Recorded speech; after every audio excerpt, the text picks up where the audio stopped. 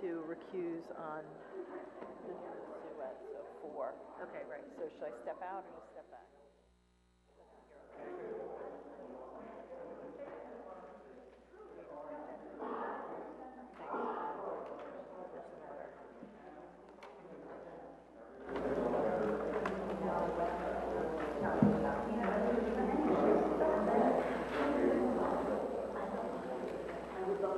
There you go. You would, so.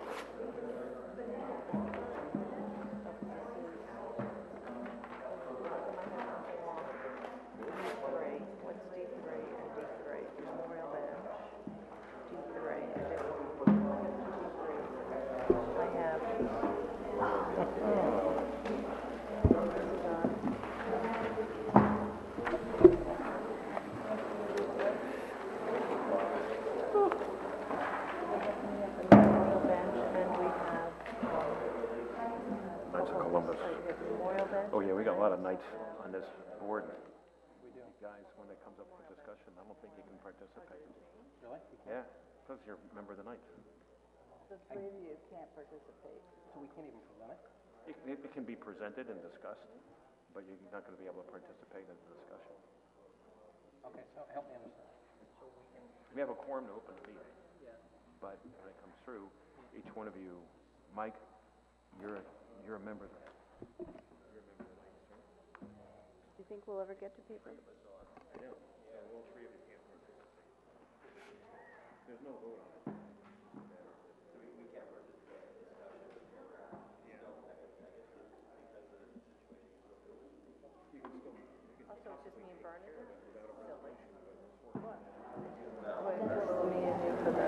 Okay, so we can't even present it. We can't present it.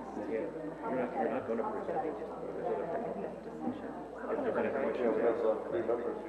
Okay. All right. Who presents it? Well, Heather does.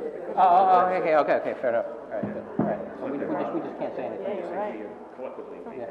say it. You can't present it. I can't present it. We can't present it. But Heather can. Yeah, and then we just can't say anything. We just can't participate. Okay.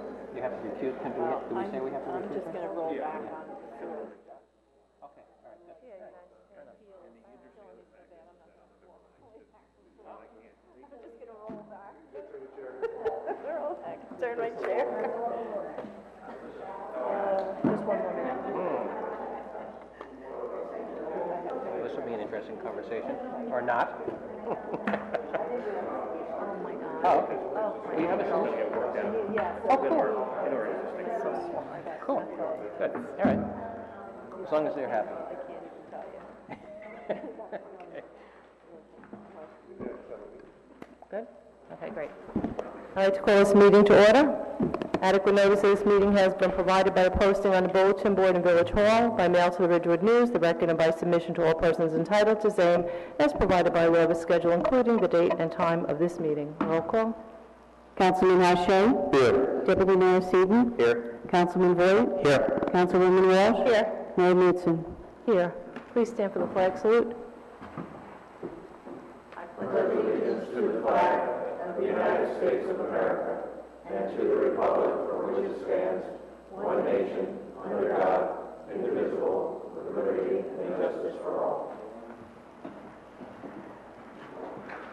Please join us in a moment of silence for our men and women serving our nation and for our first responders.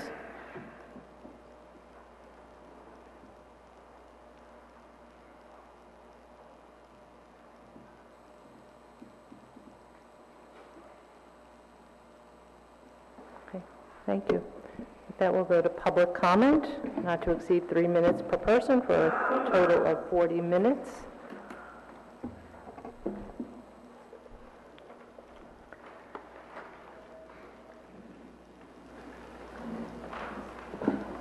Want to waste your time. Marcia Rule, 250 Ferris Place, Ridgewood. Hello, Council. Responding to decades of requests, the village has allocated funds to renovate the bathrooms at Graydon, and the people rejoice. This council is doing a great job of recognizing and preserving our historic heritage, which, as Isabella Altano and I were discussing earlier, is something that's extremely important and we hope is just the beginning. To protect the integrity of that building, the changes need to be monitored by an architect with expertise in historic buildings. I would like to assure any residents who might be concerned about the prospect of antique-looking bathrooms that they will be entirely modeled inside. It's the structure of the building and the exterior that need to be preserved. And I'm glad to see on tonight's agenda that this is going to be discussed. Recently, the council passed a resolution approving an application to the State Historic Preservation Office to place Graydon Park on the state and national registers of historic places. The Historic Preservation Commission has followed suit and written a lovely letter of support that will be included in the application. I sent the council and village manager a copy of this via email earlier today. While it's important that the bathroom upgrade not interfere with a positive outcome for the application, beyond that, the project needs to be done with sensitivity to the age of the structure, regardless of any official historic designation, to preserve the stone exterior. The bathroom building was built in 1949 to replicate the nearby skater shelter, built by the WPA in 1936, which now houses the badge office and the snack bar. We applaud and thank the council for recognizing the importance of hiring an architect with relevant expertise to oversee this project. Fairly often, the Preserve Graydon Coalition receives a note reminding us of the significance of Graydon to many generations. Last week, we received an unusual one that I would like to share. It arrived in response to a reminder that we had sent out about late-season Graydon badges. These reduced-price badges were sold on and after August 1st for many years, then discontinued, but this year, Parks and Rec restored them. As of yesterday, August 1st, village residents can purchase Graydon badges for the 5 remaining weeks of the season through Labor Day at $60 for adults versus $120 for the full season and $55 for children at the Graydon Badge Office or online through Community Pass. It's an excellent value for those who haven't bought a badge yet, and there is plenty of hot weather ahead. After sending our announcement, we received a note from Bishop John J. O'Hara, Auxiliary Bishop of the Archdiocese of New York, Episcopal Vicar of Manhattan and Staten Island, and Vicar for Planning, updating his email address so that he could continue to receive Graydon news. He said his family had moved to Ridgewood in September 1951, and I read his comments with his permission. This is a quote. "I commend you for your efforts on behalf of Graydon, which is a real treasure and something unique. I'm glad you've come together and are heading in the right direction. I very rarely get to Ridgewood anymore, but when I do, I always pass by the pool, regardless of season. What wonderful times we had there. I'm thrilled that you are still in the business of making memories for the present generation. Graydon Pool was a big part of our lives growing up in Ridgewood. I'm so pleased that village residents have stepped up to the plate to preserve it for present and future generations. Every now and then, some folks come along, as they did in the past, with proposals that would destroy the pool and redevelop the property into heaven knows what. I remember very clearly an effort in the 1970s that suggested the pool be replaced with a concrete structure and other support facilities that would have destroyed the property and ruined a community treasure unique to Ridgewood, a treasure you can't find anywhere else. I applaud your efforts to preserve and enhance Graydon, and am humbled and grateful that you wish to share my comments. It has been a long time since my late parents moved from the village in September 1985, about a year after my ordination to the priesthood, but the wonderful memories I hold in my heart never fade. There are people out there who send us notes like this all the time. There are people out there who don't send us notes but are thinking this. Braden is very significant in Ridgewood history, and it's really important to preserve it. A lot of people care. Thank you. Anyone else? With that, we'll close public comments and we're moving on. Okay, our first discussion item is for purchase of a backhoe loader for Ridgewood Water. This is a backhoe loader through the National Joint Powers Alliance Program, cooperative purchasing. It will replace a 1988 John Deere backhoe. The money, which is $135,478, is in the water capital budget. Questions or comments? The next item is a purchase of a Ford F-250 pickup truck for the water department. This is under a New Jersey state contract. The cost is $32,219.50, and again, it's in the water capital budget. Questions? Okay, the next two items are related. In May, there was a meeting with Suez because the village purchases bulk water through Suez, and they intend to modify the treatment of their water. So Mott McDonald has developed a scope of services for the evaluation of this treatment, so that when their water coincides with our water, which is also being treated, how that would interact. The scope entails setting up testing rigs in Ridgewood Water and Suez systems to simulate the effects of the separate treatments and the blending that would occur when the two waters meet the Ridgewood system. The purpose of this testing is to ascertain any effects and make the necessary adjustments prior to introducing the newly treated Suez water into Ridgewood Water during next summer, because that's our peak season. The proposal includes a modeling assessment to determine if the purchase of water from Passaic Valley Water Commission is feasible to replace or supplement Suez. Testing rigs require time to be erected, and actually so time is of the essence. So we're recommending the approval of a professional service contract with Mott McDonald in the amount of $177,300. This is coming out of the water operating budget. We had discussed this with Suez in May and June, and as a result of this, Suez decided that they would postpone their implementation of these treatments. They were actually going to start it now, this summer. They said they would be postponing it until October of this year. But Mott McDonald's study will not be completed by that time, so therefore Ridgewood Water will cease purchase of water from Suez in October. The consequences of this change and contractual obligations, should the test results be unfavorable, are being discussed with both Mr. Rogers, our village attorney, as well as special counsel Louis Goldshore, which goes into our second part of this, which is that because of this testing and because of any legal ramifications and any legalities of the project, Mr. Louis Goldshore, Esquire, was the attorney of record for us in 2015 when Ridgewood Water dealt with NJDEP and US EPA orders because there were certain violations.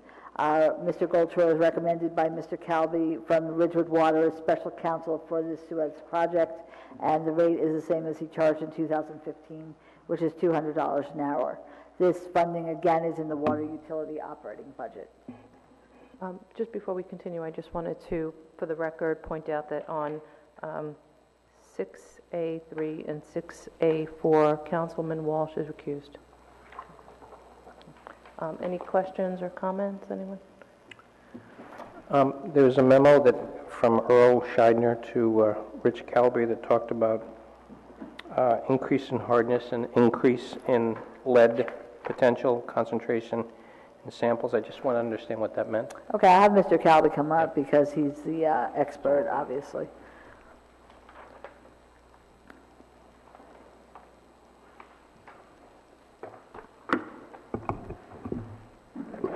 Good evening. So I think you're referring to the memo that was attached to my memo? It's on the first page, yeah. So our specific concern is that, relative to the parameters you mentioned, we've been treating for our own corrosion issue in the system since an exceedance that we had in 2012. We found that our treatment's been successful. And now with this change in treatment that Suez is proposing, we want to investigate it because there's a possibility that could have an adverse effect on the treatment that we've already established. So what Mr. Schneider mentions in the memo, hardness, corrosion factors, levels of lead and copper could possibly be altered because Suez is proposing a different type of treatment than we currently utilize. We don't know if the two are compatible, and that's why we're going to do the rig testing. Just so you know, these rigs replicate an actual system. We will be establishing them with our water for several months and then bringing in Suez's water to see how it interacts, with the hope that we could have an answer by May of next year, which becomes the peak time that we take Suez's water for the spring and summer. So, Rich, supposing it doesn't work, what does that mean?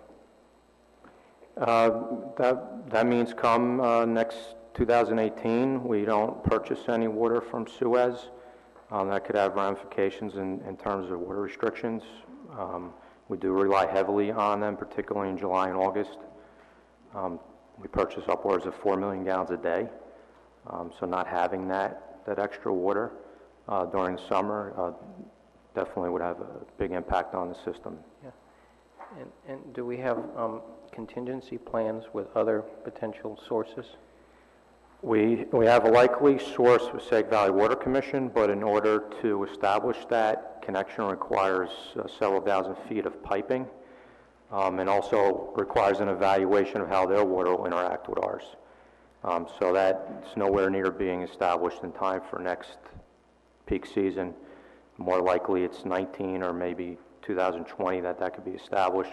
We also took a look at all our other interconnections, and in majority of the cases where we have an interconnection with adjoining systems, it's for our water to go out to their systems in case there's an emergency, not in turn for us to take, just based on pressure, gray lines. In the event of a real emergency, we probably can pump over, but we're kind of reserving that, for that type of instance where we'd have a, fire where we need to get the water from those other sources. Thank you. Thank you.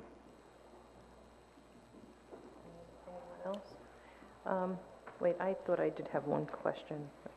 So on these different systems here, these technical systems, which is the one that ultimately we would be using? The testing rigs? Yeah, Well, there'll be two of them. okay, They'd be manufactured strictly for our use. They would be ours to own. okay, We would place one in the Ridgewood water system close to where we have the interconnection with Suez. okay, The second one, we're trying to work with Suez to locate within their system so that we could establish parameters on the basis of what their water is today and how their water itself changes when they start treatment. okay, And then based on the professional that's included in the proposal, Abigail Cantor, she's from the state of Wisconsin. She's an expert in the field of this type of work, lead and copper, corrosion. She evaluates these type of parameters and will give us a determination, conclusion on where things are and what we need to change, if anything. And unfortunately, it's a very long process and, requires time. I think I just, as a observation, this is a lot of information, it's a lot of chemical, it's a lot of just reaction stuff, and I almost wonder, how do we approach the public with this to educate, and so the public understands exactly what's going on here, how Suez has changed their treatment process, what the issues are with ours, and what plan is there to at least get this information out there into the world? I think right now we're working with our consultant and trying to get Suez to comply with the whole plan. Once we know where we're going with that, we actually just had a meeting yesterday. The League of Women Voters is hosting a forum in early October, which might be a great time to talk more about this as well. We had planned on talking about our new lead and copper results, but at the same time we could update the public. But I think the key message is that just on the basis of this project alone, we're watching out for our customers. You know, we were notified by Suez that they were going to activate this treatment in May. You know, and we raised the flags right away. You know, our operator came to me and he said this could potentially be a problem. You know, hopefully it's not, but we're not going to take the water until we know it's not. You know, we're not gambling on our customers. You know, we're erring on the side of safety. And I agree, actually. I think that's the message that I read through all of this, was that it was for the benefit of the customers and the safety, health, and well-being of our... That's the message, definitely. I absolutely read that, so thank you. And we could put some up on our website to that effect, too, once we know more about where Suez is going on it. So, Great, thank you. thank you. Thanks, Rich. So the next topic is parking. The first item is the Chestnut Street lot parking kiosk. Councilwoman Walsh is officially back. So I had this agenda item because I kind of felt like we didn't follow up or finish with the kiosk issue, and just wanted to find out if there was any feedback on it and where we would like to go.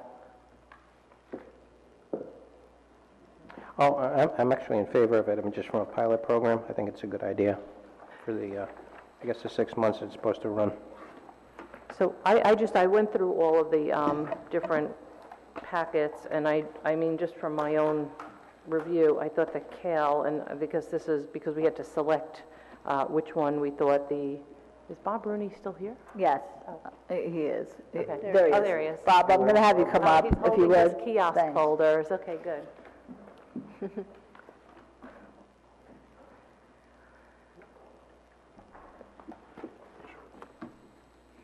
So, my review of all of these, I felt that Cal seemed to have the best system for our purposes, and exactly what we were looking for. And I think it was very straightforward, and really with the tag readers and the whole program seemed to work for us. And I also particularly like the visual of the unit itself, so because I'm a visual person, it works for me. So I just wanted to kind of get some feedback from you, and then everyone else as to which we think is worth going with. I agree. I saw their product in action, their website. I had conversations with people that have used them before. They all speak very highly of them. I would recommend that we go with them. Okay. They serve our needs, specifically to everything we're looking for. Okay. Okay. Anyone else? Yeah, I'm in agreement. I think out of all of them, it seems to be the easiest use. I mean, that's the other thing. There has to be ease of use, and I think that everybody would... Plus, they support what we're looking to do going forward with Yeah. license plate readers and things of that nature. So. And just so I understand, so our plan would be just one in the Chestnut lot, because in my mind somewhere I thought that maybe it was worth trying one. I don't know if it's worth doing two, and I know I had that kind of crazy idea to bag all the meters on one street and put the kiosk in, just try, but maybe doing both, is that something, or is that a conflict, or is that not doable? I think the only reason we specifically chose Chestnut was because it was the easiest transition. No meters, everything's park mobile, so we'd stay with that concept of the electronics. But certainly, if council wishes, we can look for another spot to add on to it. The reason I would just make a recommendation that we stick with the one to see how it works, because when we had the previous kiosk, which turned out to be less than desirable, let's say, at that time we had thought we would put in multiple ones. And in retrospect, I'm very glad we didn't, because, you know, it was down more than it was running. There were slugs in it often. You know, people sabotaged it. And so what I'm saying is, if we had put in multiple ones, our revenues would have been tremendously down. And so I think it's worthwhile to see how this works, and then if it is everything that it says it is, which we do hope it will be, then we can move forward with that, with another lot. Yeah, and so my only thought on that was knowing, like, whether it's on a street or in a secondary lot, is because when we put it in Chestnut, because it's desirable in Chestnut, but we're already doing electronics there, so it really doesn't give us that window or that piece of information that we were looking for in terms of revenue change. And I thought that was probably an important piece of information. I don't know if the kiosk itself, the the cost of it is relative to the benefit burden, whether or not that kind of equals out. But I thought it might be a good piece to better understand if there is that shift in revenue. Well, why don't I do this? Why don't we go forward right now with Chestnut as a definite? I'll look into the cost associated with putting a second one in and the other factors that have to go, such as security, things of that nature. And then hopefully in a week or two, I'll be able to come back to you and say, you know, this is what makes sense as far as another camera or it doesn't, or another kiosk rather. Okay, great. Okay. All right, So, oh, then, okay. thank you. So Bob, you were waiting on us to move forward on this, is that? Yeah, well, I think the way Chris presented this, it was, he wanted council to absorb it and see what direction you wanted to go. Oh, okay, got it. That's all. All right, yeah. And so how long will it take us to now move forward with this? What is the soonest we can get it into the Chestnut? Well, they can do a resolution next week. Yeah. And then we'll be good In to the go. meantime, I'll contact them and get a timetable and let them know that, you know, we're going to proceed with this. Perfect, very I good. think, if I'm not mistaken, it's a very short turnaround on their part, like a week or two. Probably take us longer to bolt it down. Exactly. Good, all right. I had something quick. Have you heard anything about maintenance? I mean, do they come out to answer calls relatively quickly so it's not down? Because I know the other ones, sometimes people would try and jam it up with slugs or anything so they could just say it didn't work and they didn't have to pay. So I was just wondering if there's anything that prevents that, or if they're really good with maintenance calls and stuff, or they send somebody out to you know, check up on these things. There's two things. I think they were the most responsive, and based upon my conversations with other entities, they were very happy with the maintenance that they provided. The second thing is there will be a camera installed up there that's going to look at the kiosk so that we can identify if there are any users that are trying to abuse the system. Okay. Again, that's just till we're comfortable that this thing is working appropriately and Right. what its capabilities are. Okay, thank you. Any other questions? Okay. we're getting Okay, a the kiosk. next subject is the town garage property. All right, so, last week, I post on, my little Facebook page, or a couple of weeks ago, actually, on the agenda and, kind of like little blurbs about what we were doing, and somebody said, great, but what about purchasing the town garage? And we've kind of had an ongoing dialogue, but I just wanted to bring it out into the open and have a conversation about this and determine whether or not we wanted to proceed with that and how we might go about it. I don't know if anyone else has some input, but I'm very much interested in proceeding with some kind of negotiation or effort to secure the property. Yeah, I'd be in favor of such a thing too, because it's just sitting there dilapidated and literally falling apart now. And eventually it's going to be sold and it could be developed into, I know there was a plan in the past to put apartments there. And we're discussing putting a garage on Hudson Street, and people say we don't need a garage, or we do need a garage, and all these different things. So we build a Hudson Street garage and it's successful, and people say, well, we still need more parking. This kind of allows us to, or allows some future council to debate whether or not they would need another garage on North Walnut Street. And in the interim, we could buy it, we can encapsulate it so that the contamination is relatively taken care of, and provide more parking in the middle of our central business district where it's sorely needed. So I mean, with a potential garage, this, kiosks, if the pilot program works and we could increase revenue and potential parking spaces, I think it would be a big win altogether for a complete parking package. And that's pretty much what we started out looking to do, was not just build a garage and call it a day. We wanted to look at a lot of areas to increase parking and increase our central business district, the patronage. And I think this is a good piece to pursue, at least to see what they come back with and begin negotiations. Anyone else? I support it as well. I think if you look at the property now, I mean, it's I think the biggest eyesore in town. If you look at, from a cost revenue standpoint, what we lose in terms of a rateable, once we can reconfigure the adjacent lot, it's probably going to be about 5 months worth of surface parking to make up for the lost revenue, because the assessment, whether it's assessed now, what was the, as of 2016, we're really not losing. Actually, it's only about 5 months worth of what we can get out of it from surface parking lot. So I'm in favor of it. I'm actually not in favor of it. I think we need to build a garage on Hudson Street. I think that should be our first priority. And I'm concerned, if we buy this, we may have to bond it, and then we have to potentially remediate that area underneath it and the area adjacent to it, which would cost us an arm and a leg, that's my guess. And I think we should look at it, but not at this point in time. We need to build a garage on Hudson Street.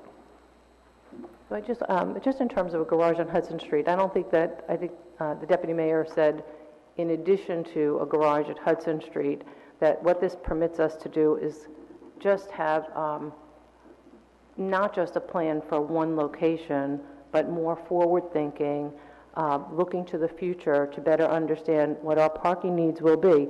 Now, being mindful that the original parking garage was, the mother of all garages was at 425 spaces, and then the next garage was at 325. And so what happens here, if we do a kind of just like a very quick calculation, the cost of a garage at Hudson Street based on the estimates that we have, and the cost of purchasing the town garage just based on really fairly liberal amounts, I would say that it comes out to a better number because the town garage as a surface lot offsets the higher cost of the per stall gained at the town garage. So in terms of the financials, it actually will cost less per stall by doing a combination of parking solutions. And rather than just putting parking in one space on Hudson Street, we really do need to spread out a little bit more and have a more comprehensive approach, not just one size approach. I think you did say. Yeah, it's not, I'm not saying in lieu of garage, and like we just put the brakes on this and stop. We still continue forward the exact same way we are with garage on Hudson Street. This is just another piece that could happen separate and aside from that, and probably be turned over quicker. People will be parking on this surface lot sooner than they'd be parking in a garage because it's a much bigger structure. It has to be built and staged and everything else. And if the timing were right, actually, it would give us the option of a place to park displaced vehicles, because we always still need to be concerned with those displaced vehicles from Hudson Street during a build of anywhere from maybe 9 months, I think was always our projected time frame. So this, if the timing was just right on this, it would actually avail us that opportunity. So I just have a couple of quick comments, and I noticed that Chris is here, so I may have to ask him a couple of questions. So I've never been in favor of purchasing the town garage. When I was on the planning board several years ago, there was a great plan to rehabilitate that property, which I still think could be done by somebody. But in our conversations last year, we talked about compelling the current property owner to clean up the site.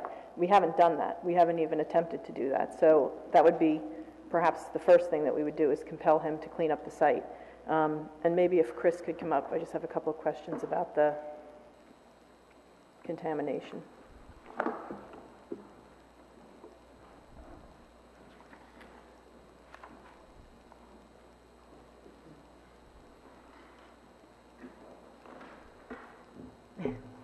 Good evening, Mayor and Council. Hi, thanks. The town garage site, do we have the data on its contamination? We have some data. I would not say it's all-inclusive. Primary contamination is hydrocarbon-based, but there is some dry cleaner chemicals coming across that site, as is through the town garage. That origination point is up on Chestnut Street. Okay, so if we were to acquire the property and clean it, what would be the estimate for us to clean the property? That would be very difficult, because there's a lot of different technologies out there for achieving the remediation that the DEP would want. I think the Deputy Mayor mentioned encapsulation. You can do that, leave some contamination in place if it's above the water table and has no impact to the water table, and your proposed future uses allow that. That also, the future uses and how we, the village, develop that lot can also dictate the level of cleanup that needs to be done. Do we have any data on other municipalities or other places that have purchased and encapsulated? Or can we get that data? We can look, probably do an internet search. Usually they're called brownfields. We have applied to DEP for brownfield grants. I think the last application was probably about 6-8 years ago. However, I would be remiss in not also making mention that we had applied for a U.S. EPA grant at the very beginning of the year. A number of residents had worked very tirelessly on that, and we got, I think, to the second or third round before we were turned down. So we got pretty far in the grant process. Unfortunately, we were not successful. And would we need that to do any type of encapsulation? Because obviously there's a purpose we were to the looking for property. funding for any kind of cleanup that we could do on the site. Another thought that working with the village attorney that might be viable is in a negotiation of a sale that there may be a possible clawback provision. Well, before we get into negotiations, I mean, we're talking generally about the site. We don't want to talk about negotiations for any contractual relationships because that would be better off for closed. You're right, I'm sorry. Okay, thank you. So, Chris, just a quick question. If we did end up acquiring that site, we needed to clean it up, it would probably be smart to clean up everything at once. Is that right? Well, everything at once, that means... With the Walnut Street lot, yeah? It would be better to be done as one project because some of the contamination from the town garage has migrated into the village's property. Some of the contamination that may originate in the village's property may be also found on the town garage. They've started to blend a little bit. Yeah. And so to clean that up, I know we save some money, but you don't have a good feel for whether or not that money is going to cover the cleanup of that area? We have, if I recall correctly, about $900,000 set aside in capital funds for the remediation work on the village's property, the 9 underground storage tanks from the former Texaco station. Okay. And then if we were to clean that up, I mean, that particular property would be non-usable for, I would assume, an extended period of time? I mean, it might be, any guess as to how long it would take to clean it up? Well, you say non-usable. Is that as a result of the cleanup or during the duration of the cleanup? During the duration of the cleanup. Okay. It may be, the tank removal could be a relatively rapid process. Then, depending on the nature of the residual contamination, there may be a long-term monitoring wells, maybe some pump and treat effort, during which time, if the contaminants are low enough level, you could still use it for, say, surface parking. Right. You don't have to wall or fence off the site and leave it totally fallow. Okay. So what is your opinion as to whether or not it would be usable during the cleanup? I mean, do you think it would, or? I think once the USTs have been removed and the bulk of any contamination encountered is removed and the area backfilled, I believe it could be paved as a remedial action work plan is developed with our licensed site remediation professional. Okay. Thank you. Well, And Chris, since you're here, the current owner has done some remediation. I guess you know how far they've gone with that, because I've seen the sign with the number and the DEP regulations written on it. Last, I think, about 2 years ago, they removed a waste oil tank. I haven't gotten much in the way of any notifications from their licensed site remediation professional. I don't know if they're moving along or if they've stalled. Is there any way to find that out? I can try to contact DEP, but since the DEP had outsourced the oversight of remediation efforts to the private consulting industry, they may have less information to be forthcoming. Okay, thank you.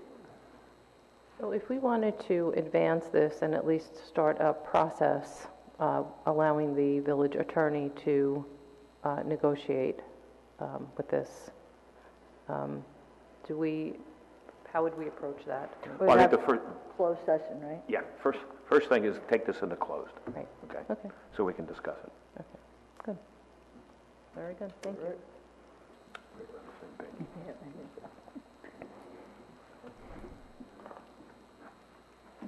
Okay, so we're moving on.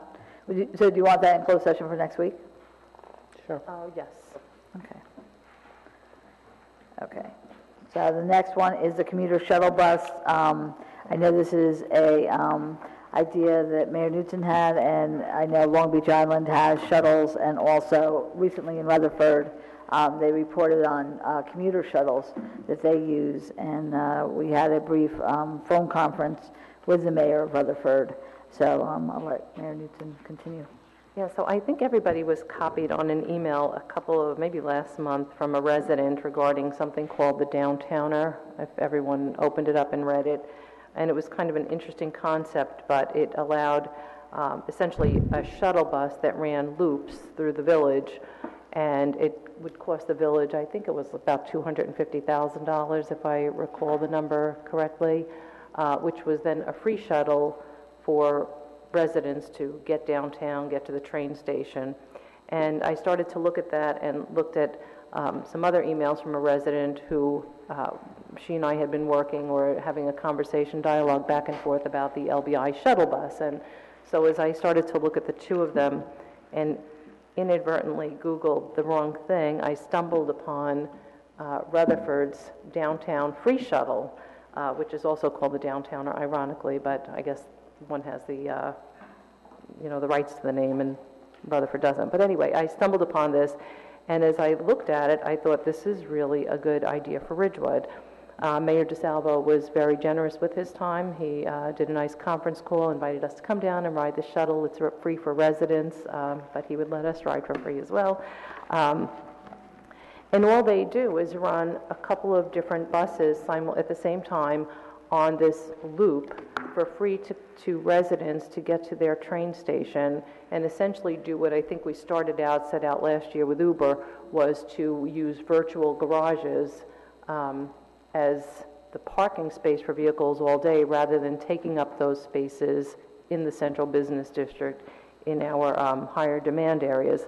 So as we started to talk about this, we realized that we had access to do this with the senior citizen bus, and the opportunity maybe to either lease or borrow or get a loaner, just for a 6-month pilot to see what the reception was from residents.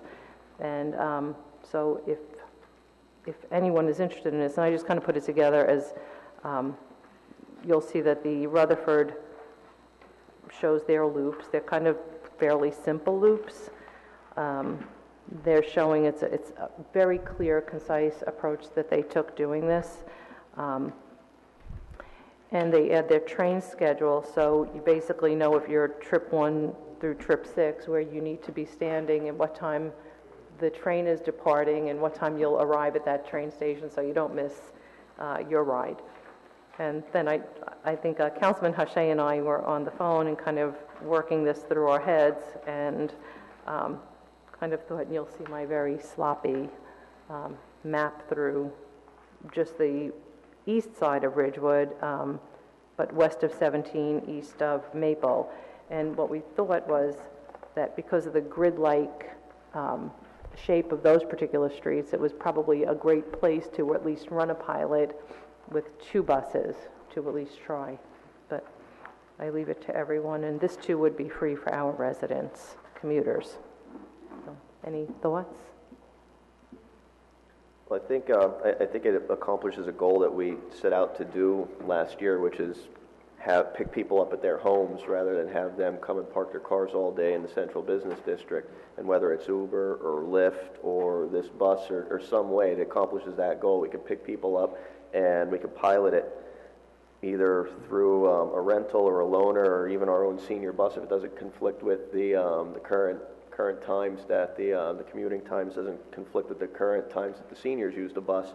I think we could pilot it and see if it works, if it's popular, and if we need to expand it, or if it doesn't work and nobody wants to participate in it for whatever reason, they'd still rather drive.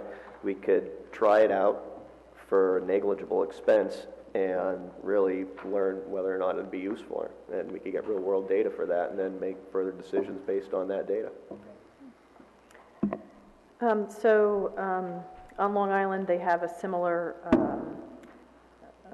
process. It's called the Hampton Hopper. And basically, you can get on in any of the villages, and it goes from village to village to village. So my observations of it, my kids have used it a couple of times, it's either full or empty. And that's the challenge, I guess, with it, because when it's full, there's people that are left and annoyed that they can't get on because they've planned to be on it. And so I guess that would be the challenge for us, that how many seats would we have and how would we regulate how many people, because not everybody's going to be standing at one stop. They're going to be at multiple stops, so you wouldn't want somebody waiting, if there's only 20 seats. The senior bus, I'm trying to think how many seats are on that. I think it's 11.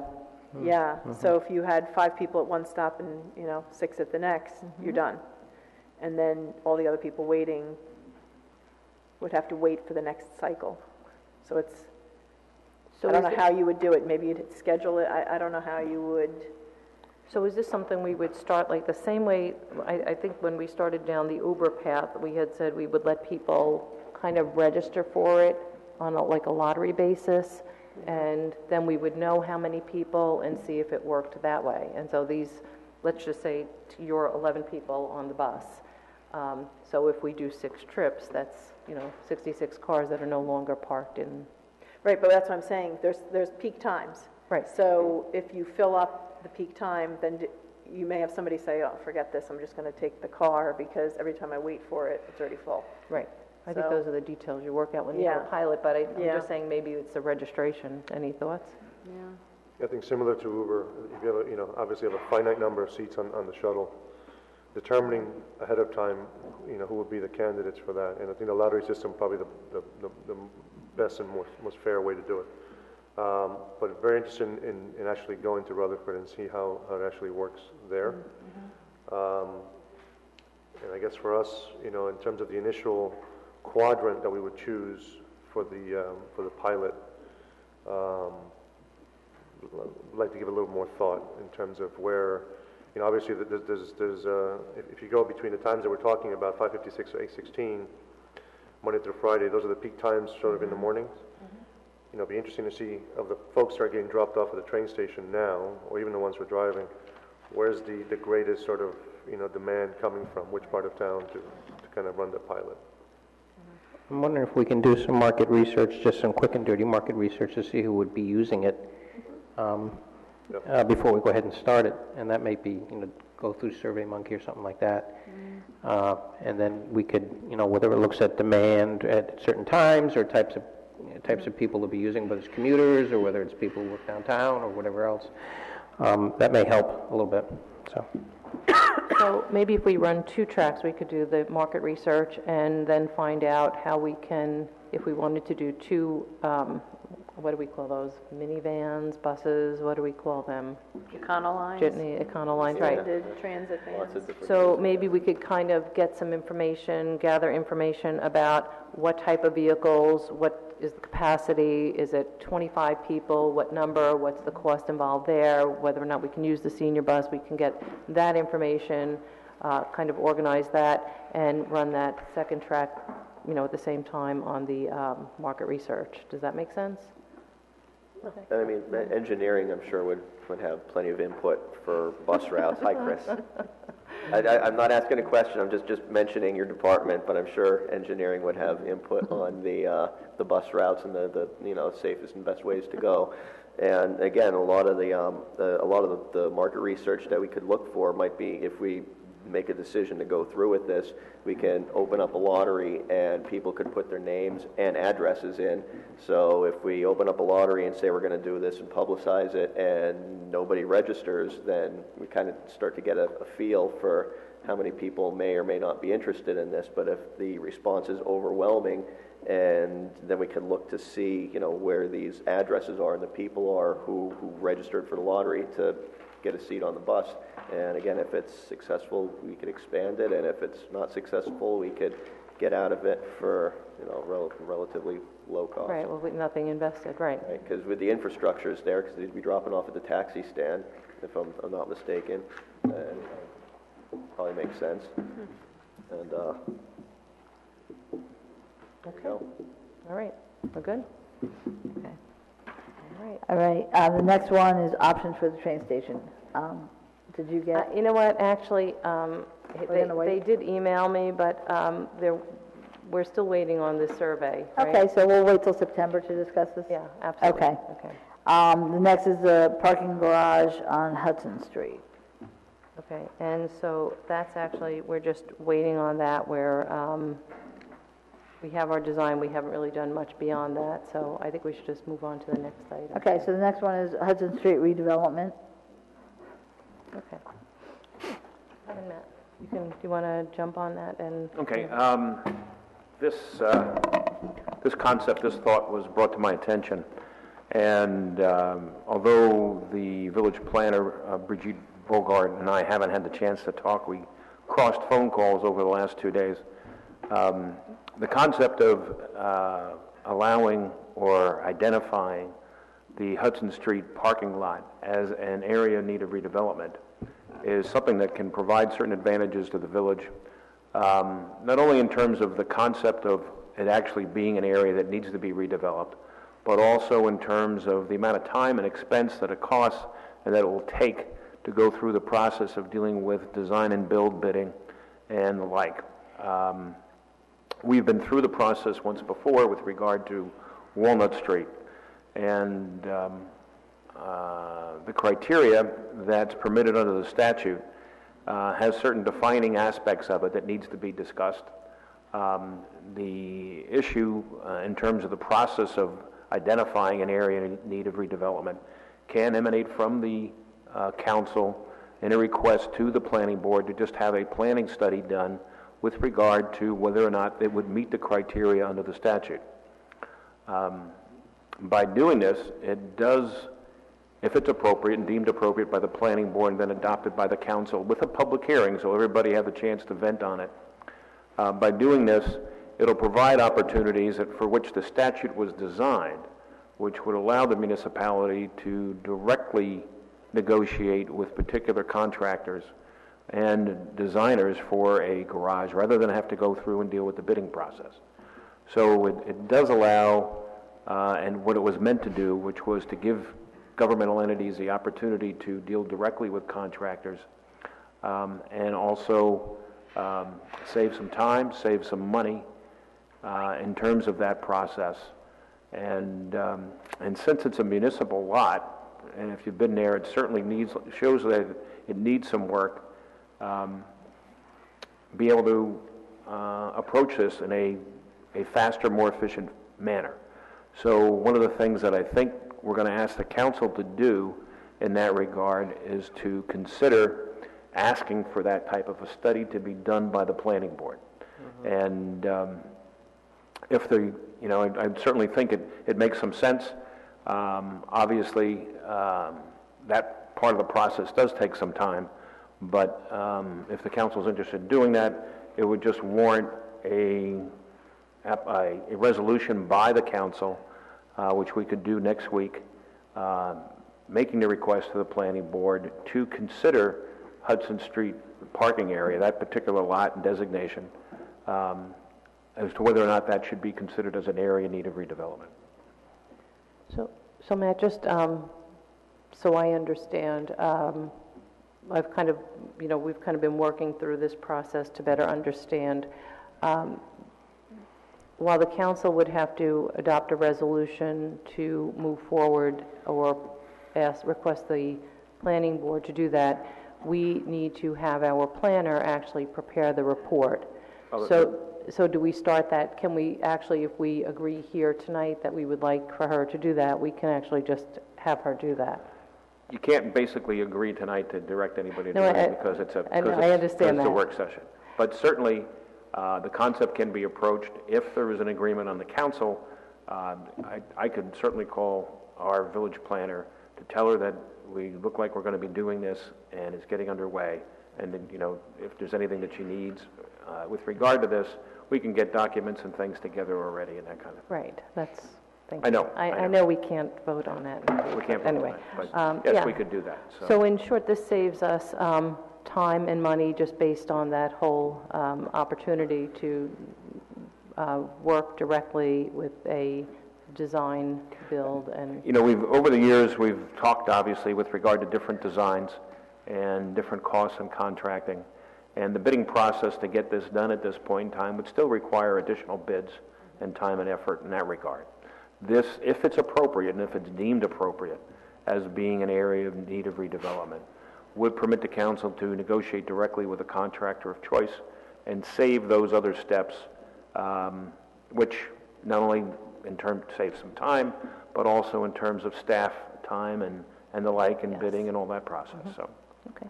So, Matt, just a quick question. So is this kind of similar to the North Walnut redevelopment zone? So we would put together, this would be a zone, and the planning board would put together kind of this as one of the zones downtown? Yeah, it's exactly it. In order to satisfy the statute, Yep. you would have to, as part of the process, and the planner and I could discuss it, I'm certain she knows it, that you have to identify the particular area of the lots and the lots that are going to be involved, because it isn't like a general aerial view. You don't take a drone and say, well, this looks good. Mm-hmm. You have to identify the particular lots that are going to be involved. Yep. In this case, I think I would recommend that specifically look at the Hudson Street lot and nothing more than that. That would be the focus of the search and review. And if there was a determination and a recommendation that came from the planner and then from the planning board back to the council, you would decide by ordinance as to whether or not it should be considered an area of need of redevelopment. Yeah, would we just restrict it to one redevelopment use, like a parking garage, or you would? Yes, in the ordinance you would discuss what that use would be and what the proposal is for the development of that particular lot. Okay. All right. Thank you. So I'm very much, do you have a question? Yeah, I just had a question. So why did the planner choose this route? Like Why did the planner choose this why route? did they... I don't think the planner's choosing the route. I think So how did the council's choosing the route. No, but how did it get started for because the mayor had sent us an email about Pike, but I don't think it has anything to do with Pike, right? Right. Well, No, I was just Okay. called and asked about the process and what we would have to do to make sure that we comply. Right. So how it all got started, who came up with the idea? It wasn't me. So Okay. I had this, just understanding the differences in the options and understanding how different properties can be developed, whether or not they're deemed an area in redevelopment or need a redevelopment or not, that just looking at the Walnut Street lot, I recognize that our options were actually much greater with how we could proceed with development at the Walnut lot. And if the desire is to develop at the Hudson Street lot, why not have those same money-saving, time-saving options available to us by maneuvering through this piece if it's deemed appropriate? And so it was just kind of a discussion, and I spoke to Bridget at length about it, and just to understand the process. I know that North Walnut Redevelopment Zone, you were part of the latter changes to it with the, I think in 2014 was the assisted living component. So I know that these, it becomes involved depending on different lots and what the use is, but we know what we want to do with this particular lot, and this just avails us just different options and time saving and money saving. Yeah, I think if we looked at anything else that we have before us, maybe we would, explore something even different. But I think with something like this, we've looked at the sizes, the number of spots that we want there, what fits on the lot, what doesn't, the costs. I think we looked at every possible detail regarding this. We have every possible study about parking and everything associated with that site. I think now, with this, we get the benefit of saving time and money, two things that are not easily accomplished. But I think part of this is just to really get the effort, the ball rolling on building something there. I think we spent enough time already, enough resources. We looked at it every which way, upside down. Now it's time to move forward. How do we get there the fastest way and the most fiscally responsible way? Right. I don't think anyone up here, I don't want to speak for everyone, but I don't think any of us is interested in spending any more money on a design, on a plan. I mean, we spent enough. I think now it's just time to move forward and do it responsibly, but find a creative way to get it done. Yeah, what happened with Pike? I'm kind of baffled a little bit. I don't know what happened with Pike. Yeah. I don't know where the Yeah. conversation with Pike. Yeah. Well, this is about the lot itself and ultimately the opportunity that we are allowing ourselves to have options and also to save time and money. So however we decide to approach a garage build, this just gives us options and that opportunity. Again, it's could potentially save a lot of taxpayer dollars in the long run, and I think that's the objective. I thought we were moving ahead with Pike. That's why I'm a little curious as to what the heck's going on. And I think what this is about is that it's recognized that this statute, the local land and redevelopment law, permits municipalities a greater leeway, greater authority to be able to directly negotiate with contractors or with entities that they want to do business with for the purposes of development and planning. If it's not appropriate, we'll have to go through, and the council decides that they want to go through with the process, go through with the development of the property for a garage. We have to go through several bidding steps that you wouldn't normally have to do if it was deemed a property in need of redevelopment. So that's what this effort is to see if whether or not this statute, which was designed to afford the municipalities the opportunity to directly negotiate with contractors, is appropriate so that we can do that and make use of it. And it could still be that Pike's into play, that I don't know. It's just a matter of the process and setting up the process so it can be done in a different way other than what we would have to do if it wasn't deemed an area of need of redevelopment. So. So, like I said, I'm interested in moving forward, so if we need a resolution. Well, it will be next week, but I just need to know the consensus of the council so we know if we're moving forward. So, I don't think I know enough about, I think I need, maybe I'll give Matt a call and get a little bit more, because the letter that you sent to us was specifically related to Pike. You mean the option thing that was moved to that? The letter that you sent to the council, where you explained putting it on the agenda? So I'm a little confused, so I just want to get a better understanding. Zone has that was new to the agenda. That has nothing to do with that. Oh, I thought that the two were intertwined. No. Okay. Okay, sorry. Okay. No, sorry. Yeah, I mean, I read the letter, and then I was confused about the two different options, or that it was related to Pike. So. Right. No. It's just in general, the understanding that we save time and money and puts us in a better position if we move forward this way. Okay, so do we have a consensus to move forward? Yeah, I'm in favor of it. I mean, I'm not interested in spending money on paper anymore. I'd rather spend it on concrete. So if this is the quickest way to get us there, then let's do it. Councilman Hache, I see you nodding your head yes, right? Yes. Okay, and Councilman Voigt? Yeah, we need to build a garage. Okay, so we'll have a resolution for next week. Great. Okay, so the next category is budget. And so the first item on that is purchase of an ambulance. It's a 2017 Ford ambulance to replace a 2007 road rescue ambulance. This will be purchased through a cooperative purchasing agreement through the Houston-Galveston Area Council Cooperative Purchasing Program. VCI Emergency Specialists are the company who are out of Berlin, New Jersey, and the cost is $249,348, or not to exceed that amount. The money is in the capital account, and it will take approximately 10 months from the date the order is placed to delivery. Questions, comments? Okay, the next one is the purchase of a Ford F-350 extended cab to be purchased through state contract for the Parks Department with the vendor Cherry Hill Winter Ford out of Cherry Hill.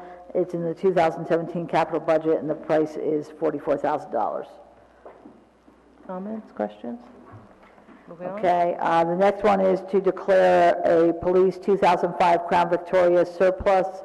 It's no longer safe to be on the road, and no parts left that the mechanics feel are of any use or salvageable. We would like to donate it to the fire department so they could use it for their drills, and once they are finished, it can be sold for scrap metal. Comments or? How many Crown Vics do we have left? Is this like the last of the generation? I don't know how many miles are on it, actually. Yeah, I don't know, yeah, one of the few left, probably. The next is the results of the Zabriskie Shedler site cleanup. This is for Phase 1. If you recall, we did receive a community development block grant for this work. Phase 1 includes removing and disposing of the well pump and applying to New Jersey Department of Environmental Protection to decommission the well and backfill it with clean soil, dispose of and clear trees that are dead or storm damaged beyond salvage or diseased, certified by a New Jersey certified tree expert or an arborist or master arborist, demolition of the garage, garden shed, installation of grass, seed, and mulch for soil stabilization were required. So we went out for bid for that, and 2 plan holders picked up, and 1 bid was received in the amount of $99,875. So, and the low bid was received from DTS Trucking LLC in Hawthorne, and they actually, they're very familiar to the village. They've completed a number of projects for us. So we'd like to move forward with this because the grant will expire shortly. And so this is Phase 1 for Shedler. As you know, we have a second grant in for Shedler for Phase 2, which we won't know until sometime next year probably as to whether or not we get it, which is for everything, basically inside the doors, the windows, the electrical, the HVAC. But this is Phase 1 with certainly not clear cutting the property, but there are a lot of down trees, the garage, the shed, again, removing the well. So this is only dealing with the trees that are down, this is not removing any dead trees or... Only if they are certified to be dead by a master arborist. All right, so when would the arborist get in to kind of take a look at the property? We have to award the contract, and then the arborist will go in there. I mean, if you want, before the ones that are standing, even if they're dead or taken down, we can put an X on them. And, we can take a look at them, but if they're dead, they pose a hazard to anyone who may be on that property or to the, possibly to the house. We don't want to be in that situation. Okay, I mean, I'm good. I just keep thinking of that big old tree, and I don't know what kind of a tree it is, but it's that held together with the cables. It's beautiful. Sugar maple. That's Well, it. I was going to say sugar maple, but I'm not a tree. It may very well be in good shape. I mean, we're not going to take down trees that are living and fine, and, the arborist says we shouldn't take down. So old, it's so beautiful. Right. Okay. Okay. Again, I'm in favor of this because it's, right now, it is dangerous. There are trees that are leaning, dead trees that are obviously leaning on live trees, so that's more stress on that tree, so that's not a healthy situation. Plus, it's dangerous. I mean, it's not developed, but it's still not an ideal place for people to go and really walk around. So if you could just, and no matter what kind of development happens there, it has to be cleaned up. We're not going to save dead trees. The garage and the shed were never in the discussion to be saved. I mean, whatever happens there, all that stuff is going to go anyway. So since we do have, offsetting grant funding, we should go ahead and spend it and at least start and clean the palette so we could create something beautiful. Okay.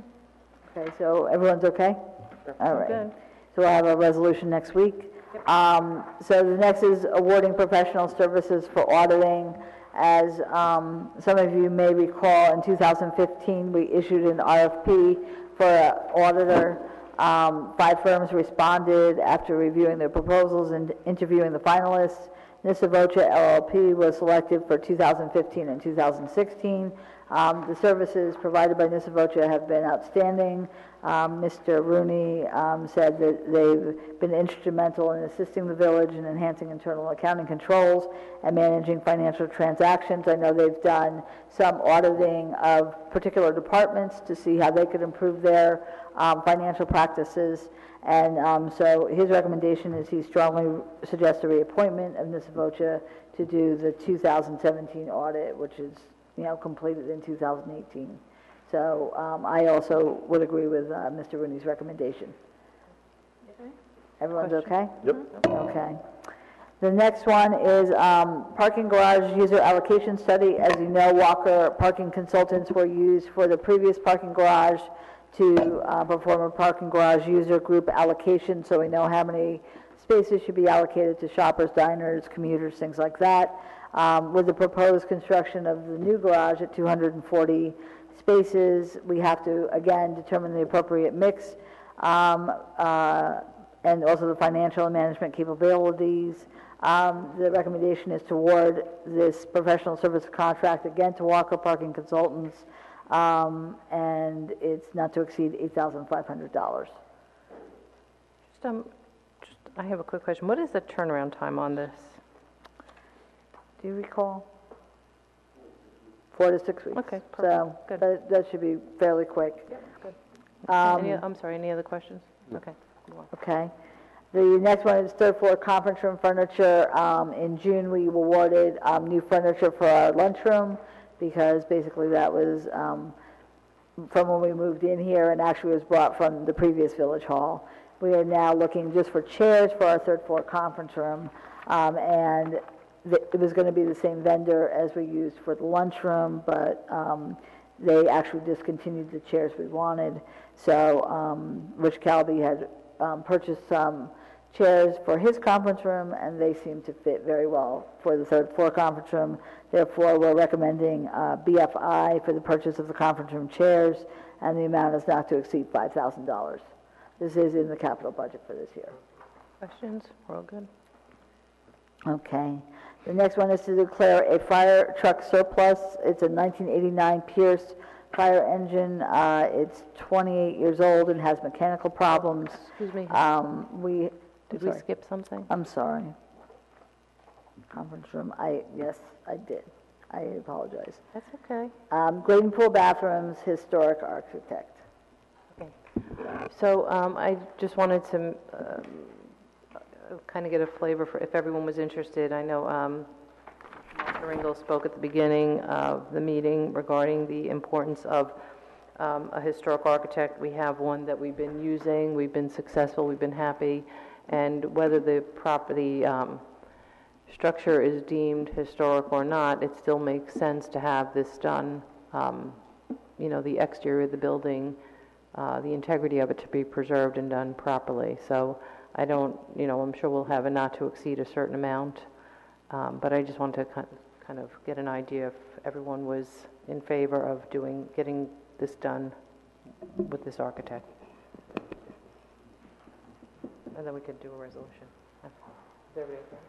Yeah, I've been in favor of okay. renovating the bathroom. Me so, too. However we need to start, that's another thing, so let's just start doing but this. this is not the bathroom, because the bathroom itself, like the facility, the actual Oh, so interior, yeah. the interior of the building, yeah. the interior of the bathroom is not historic. The tiles, the commode, that's not historic. It's the exterior of the building that, ADA and everything else. yeah, because you have to add that ADA, and so you want to make sure that you Widen the door. preserve the integrity of the actual structure, and just in the event that there is a historic designation and it is deemed appropriate, you would not want to have done anything to compromise that opportunity. So this is the purpose for spending this kind of, penny wise.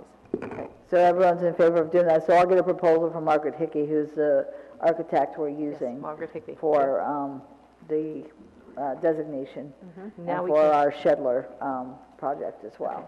She's being used. And now we can go to the Pierce Okay, pumper. sorry about that. I jumped that before. So surplus fire engine, 1989. It has mechanical problems, 28 years old. We're actually in the process of receiving in a short time, our new fire truck, fire engine, it will be delivered at the end of this month.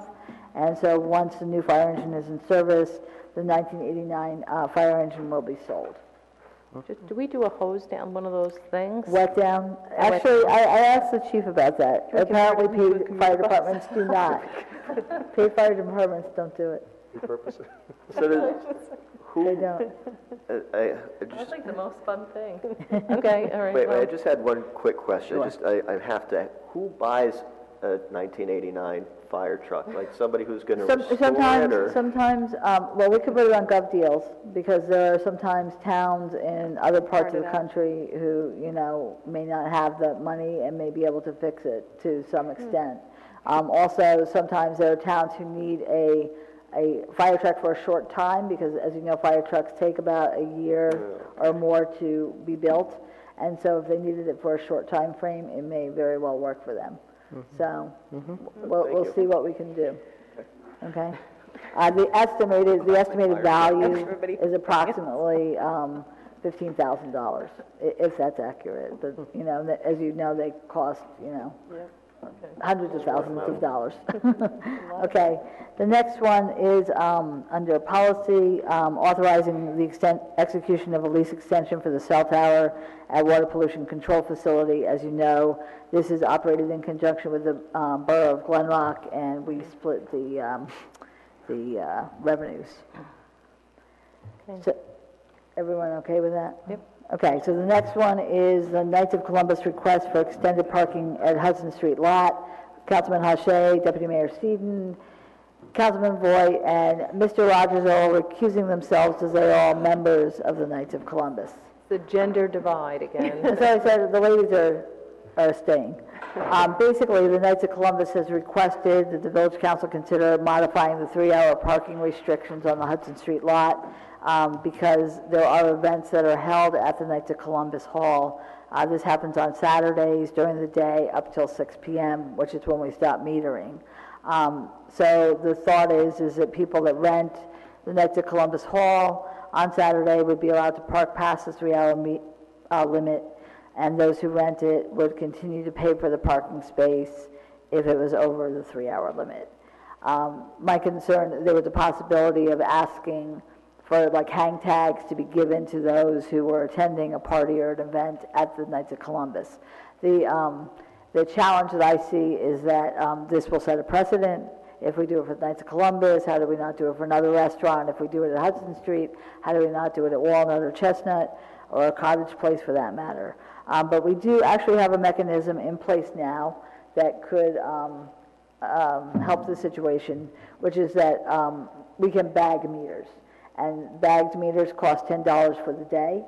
So as part of the agreement with the Knights, when someone signs up for an event, if they know they're going to have X number of people attending, they can then let those people know that if they wish to pay for the bagged meters, they could do so. However they want to work it out is up to them.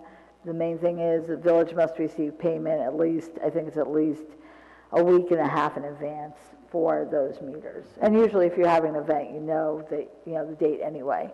So again, they may want 10 bagged meters, they may want the whole parking lot. But if the Knights have paid for it, and Knights through their people who are renting have paid for it, I think this would probably work well, as we already have this in place.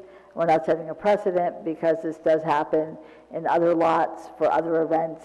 And I don't know that I foresee that it'll be the entire lot, because obviously there are other places people can park, whether it be on the street or in another lot. So, but that's an option certainly that the council could consider. So I just, first I just need to ask Mr. Rogers something, even though he's recused, but I just want to know, does this South Jersey Yacht Club case law apply here at all?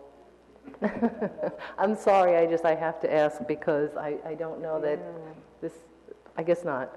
Okay, never mind, he can't. I can't answer. Okay, fine. All right, okay. I can't give an opinion as to whether anything applies to it. Well, it's a South Jersey case law where everyone had to recuse, so they all had to come back in because there weren't enough members, and so there's case law on this when you don't have a majority anymore. So just a thought for the future. Okay. I forget the name of the municipality, but it was something versus planning board. It's known Okay. as the doctrine of necessity. Doctrine of necessity. There Okay. you go. Still case law. Okay, good. So I think that we need some additional, for me, I would like to know, I know we have Councilman Voigt's memo here, so just let me pull that out. You can, go ahead, Bernadette. So, if it wasn't one of our busiest lots on the weekends, I would be all for it, but I think that for one business, when there are so many other businesses, restaurants and the like around there, if the bagged solution, the bagged meter solution is already in effect and could be used there by anybody, I would be in favor of that. But because it is such a very used lot and it's the only lot that people use along that area, I wouldn't necessarily be in favor of allocating or doing anything like that. If they want to do the bags just like anybody else would, like they do Van Nest in those areas, I would be in favor of that. But Okay. we just talked about the lack of parking and to kind of. For me, I feel like I need some additional information. I need to know what the scheduling has been like in the past, how many parking spaces would be required based on historical information of the rental of the hall. I think that that's information that's important to have, because if we're talking, or that based on that information, perhaps we would just say, well, we'll give a certain number of spaces allocated that could be like a percentage of meters that could be bagged in that Right. lot. I think that would be wise anyway, just because, as Councilwoman Walsh said, this is just my recommendation. As she stated, it is one of the busiest lots, especially on a Saturday when a lot of people, that's the only time they get to shop or dine. And I could certainly reach out to the Knights and find out that information. If you want to carry it to September, we could do that. But if you're willing to move forward and say that, only a maximum of half the lot or a third of the lot could be bagged at one time, that's up to you. I think I'd like to have more information Okay, first, sure. just so that, Okay. and I get it. I think that, it's a business, and you're running a business, and yes, there are other businesses. You could go and rent Pearl for an affair. You can rent, somebody can go and have a tea party at Sook and be there for 4 hours. So the question is, yes, you do set a precedent. So I think the question for us is, because we do want to foster that businesses in downtown, and we don't want to tie the hands, I think we need to know how often, a month is it rented, how many people typically attend an event there during that time. What is the duration? Do they typically stay, is it a 5-hour event? Is it a 4-hour event? Because that would change. If you're talking just an extra hour, maybe that's not such a hardship. Yeah. So I think we need more information on this to better understand the impact. Okay, so I'll obtain that information for you, and then we can bring it back in September. Okay, and now we can bring the men back. Yeah. Okay, great. Hello. Okay, so everyone can come back, because we're moving on. And there they are. So the next item is a dedication of a memorial bench for Andy Antista, who was a Ridgewood resident, a teacher in the Ridgewood school system, and president of Ridgewood Wildscape Association. 30 relatives, friends, and neighbors collected funds to cover the costs of the bench, the plaque, and the installation. The qualifying criteria is that he was a teacher for over 20 years and president of Wildscape for over 20 years. The plaque, 3-inch by 4-inch, which is standard, would read, "Comes to the Wilder memory of Andy Antista, giving his date of birth, date of death, an inspirational man who loved and was loved by family, friends, and neighbors." This bench is planned to be put in, or is in the floodway, and so our engineer has requested a permit by Rule through the NJDEP to place it that close to the brook. This was one of Mr. Antista's favorite spots in our wildscape inventory, and it certainly is a fitting tribute to him. We do have to do a resolution according to our code to allow this bench to be there, and obviously we're waiting for DEP. But in the meantime, if you're in favor of it, we could pass a resolution to allow it, and then wait to hear back from DEP as to whether or not that location is acceptable. Is everyone in favor? Questions? Sure. So I'll just make a general comment. He was a lovely man, very gentle man, and really did lots of wonderful things for Ridgewood, and I'm really happy that this bench will be there to Okay. honor him. Beautiful, it's beautiful. Yeah. And the donor list is very lovely, too. Yeah. Okay. Okay, so the next item is the leaf summons policy. I just wanted to give a little background for all of you so that you know where we've been and where we're going this year. So in 2015, we did the traditional picking up the leaves, and we'd give the times when our crews would be in that area picking up. And in 2015, 608 tickets were issued, and we don't have a record of how many second offenders there were. In 2016, we changed the policy so that instead of giving the time when the crews would be in the area, we actually gave the time when residents could put leaves into the streets. And we are going to continue with that policy this year. It's less confusing for the residents. What happens is we say you can put it out from, I'll just pick a date, October 1st to October 10th. You can put it out anytime during that time, then our crews come after October 10th to pick up. So anyone who puts it out after October 10th would receive a summons. We did issue warnings the first year. It was very confusing. It turned out that regardless of whether it was the first, second, or third pickup, residents always felt they should be issued a warning. So it was very difficult.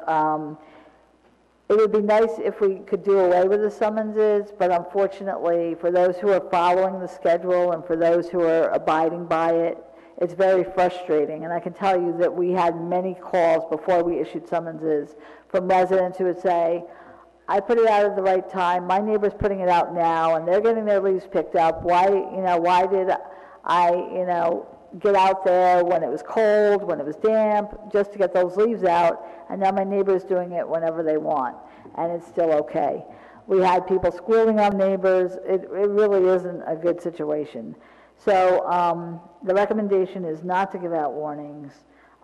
We sent out the flyer late last year. That will not be the case this year. We're already almost ready to go with it, but what we're doing is similar to the water conservation postcard. That's how the leaves pickup, actually putting out the leaves schedule is going to be sent out. So you can put it on your refrigerator, on your cabinet door, on your bulletin board, wherever you put those kinds of things. You can always refer to it whenever you want. There was also a question about the fines. The fine is $85, and the reason for that is that the fine is established through the courts. The judge, it's a fine from up to $1,000. The judge chooses the fine, and then it gets approved by the Bergen County assignment judge. So this $85 has been approved by the judge, and the reason for that is it's consistent with penalties for other first-time offenders of village ordinances, such as sign permits, water restrictions, violations, and failure to remove snow. So all of those ordinances, if they violate them, they're also $85. If you do receive a second summons for leaf, it is $183. It's $150 for the fine, which has been approved by the assignment judge, and $33 in court costs. Last year, for 16, we had 523 summonses. Again, 608 were in 15, so it did decrease. There were only 7 second-time violations. So, and then they go to court, and some of them were found not guilty for whatever reason, and some were guilty. So, again, that is a procedure we're going through this year. Certainly, this is open for discussion by the council, but I do believe that by giving the residents the times that they can put the leaves out, it's a lot more clear. Also, it will allow our crews, the other thing we're going to do is put this information on our website. It will be updated during the leaf season in real time, because that's done through our streets department. So if for whatever reason we were delayed because of rain or bad weather, then that would be reflected on the website. So those who wanted to access the website could see it. You still have the same time frame, but I know there were complaints last year because of the fact that, they put them out by October 10th and a crew didn't show up till October 17th. That may be the reality. The first pickup is very light, as we all know. The second and third ones are the heavy ones. That's the other thing is, in the past, there have been some areas that got 3 pickups and some that got 4. This year, all areas are going to receive 3 pickups. We are also going to still outsource one of the areas, which was Area B, and we're going to continue to do that for this coming season. And that just helps us and allows us to be able to pick them up in a timely manner. So if you'd like to ask any questions or discuss it. Heather, you said there were 7 second-time offenders it. last year, because That last year you tracked were it. issued. That were issued, right, well, then and- they had to go through and then the whole and thing they had to after go the through the summons. court, and I don't have a record, and I don't think the court has a definite record of how many were actually fined that 183. But, so it was very minimal for a second time. And so the other thing we're going to do, I did want to mention also, in addition to putting it on the website, in addition to the postcard, I will be sending out e-notices, a couple times, probably sometime in September before we even start, because the season is from, I think, October 23rd to December 22nd. So I'll be sending probably something out in late September, early October. I'll probably send it out again just as we start up in the first areas and indicate that it's now started. Please remember, these are the only dates you can put them out, is what's on the postcard.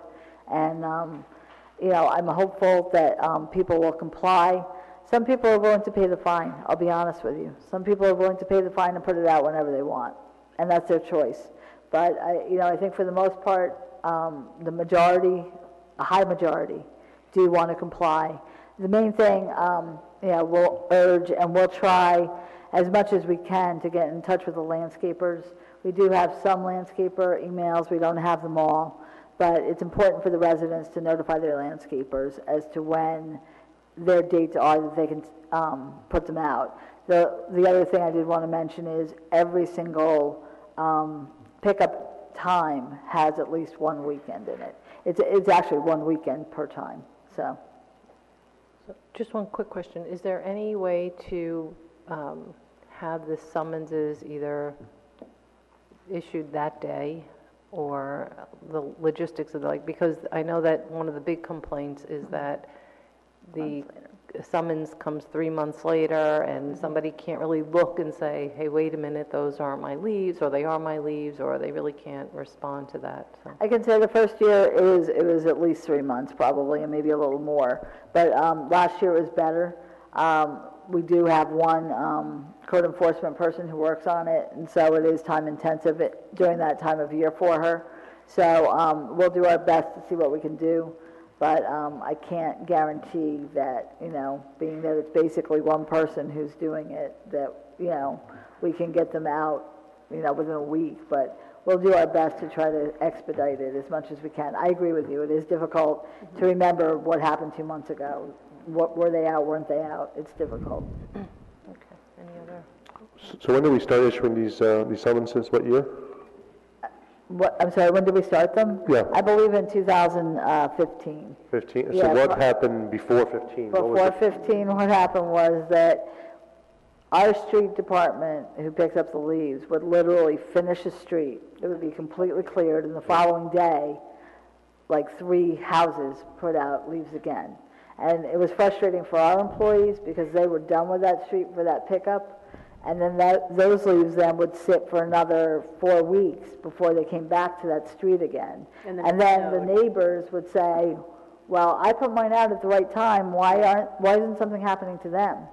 and then honestly, the longer, as you know, the longer these leaves sit out there, especially in the fall with the rain, with the freezing, they become a hazard. They become slippery, they start to disintegrate, and We had that freak October yes, snowstorm. right, and lately, actually, we've gotten snow late Yeah. November, early December.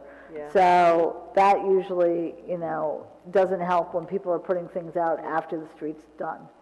So our crews appreciated the fact, and actually 2 years ago, when this new process was instituted, the entire pickup crew, everyone sat down and discussed the whole process.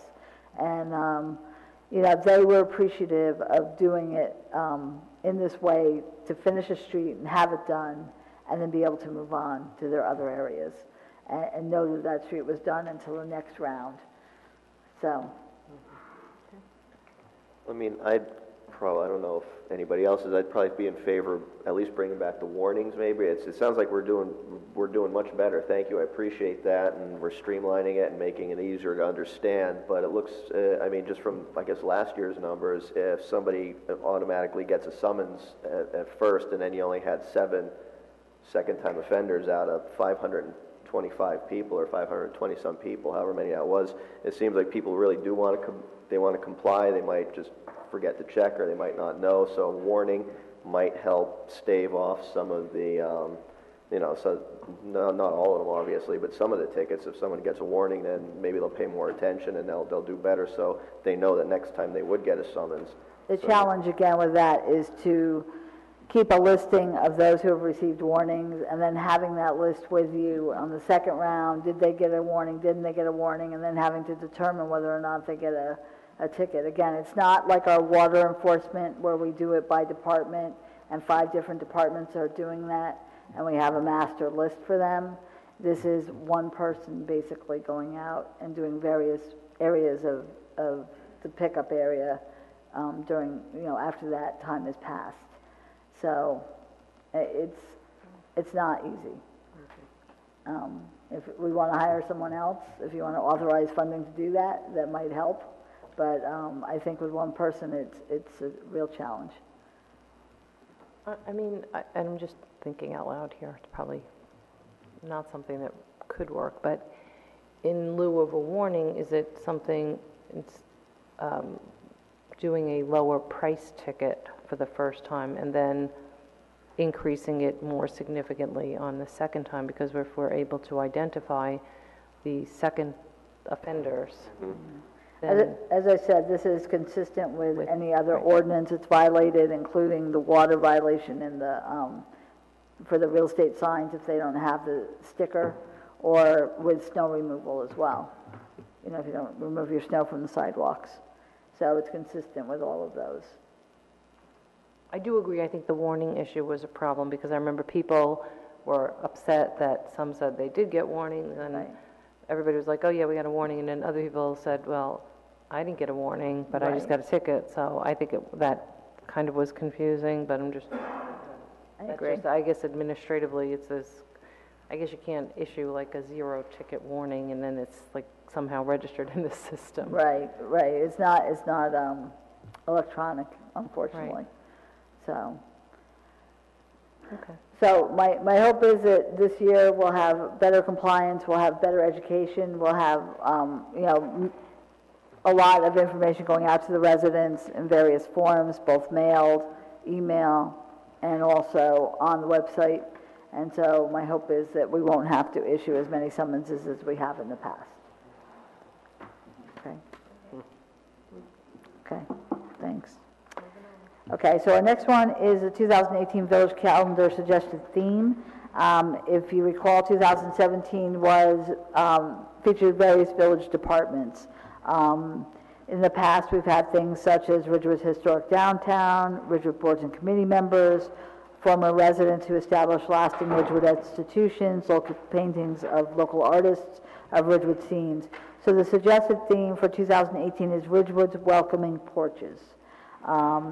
The Bolger Heritage Center, as a Ridgewood library, has a large photographic collection of Ridgewood homes displaying a variety of interesting porches. They're often the first architectural feature you see when entering a home, and it assists in providing a warm welcome to all. As we did when we did different architecture, we would pick, Ridgewood has some very large homes with beautiful large porches, but we also have some smaller homes that have beautiful porches as well. So it would be a variety of homes in a variety of areas within Ridgewood, and so that's the recommendation. It's up for discussion. No, we like porches. Anybody comments?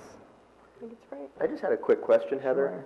The Shade Tree Commission would be interested in having a spot or somewhere on the calendar to just advertise the Adopt a Tree program. I was thinking maybe April because of Earth Day and Arbor Day and everything like that. Sure. So how would we initiate that or ask about that or inquire? Would we just send an email to you and copy Janet Frick? Janet actually heads up the calendar, and we have those little boxes usually in the different months. So we have, register your pet, or so we could certainly do something like that and allow for them to have a box, just indicating briefly what it is and then who to contact, or where to check if it's a website or whatever. Right, yeah, because we have the webpage and everything else, and we might even have a design for the flyer or something different that we already have that we could just kind of format and send in and just fill up a box. So right. All right, okay, thank you. That would be great.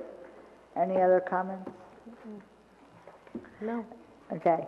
The next one is a 2018 Village Council meeting schedule. We do it early because we need it for the calendar, and also because I have to go out for bid for the minutes. As you know, we meet normally the first, second, and fourth Wednesdays of the month. That varies if there's a holiday or if there's some other reason. In 2017, we didn't have to change the meeting schedule due to holidays or anything. In 2018, we do.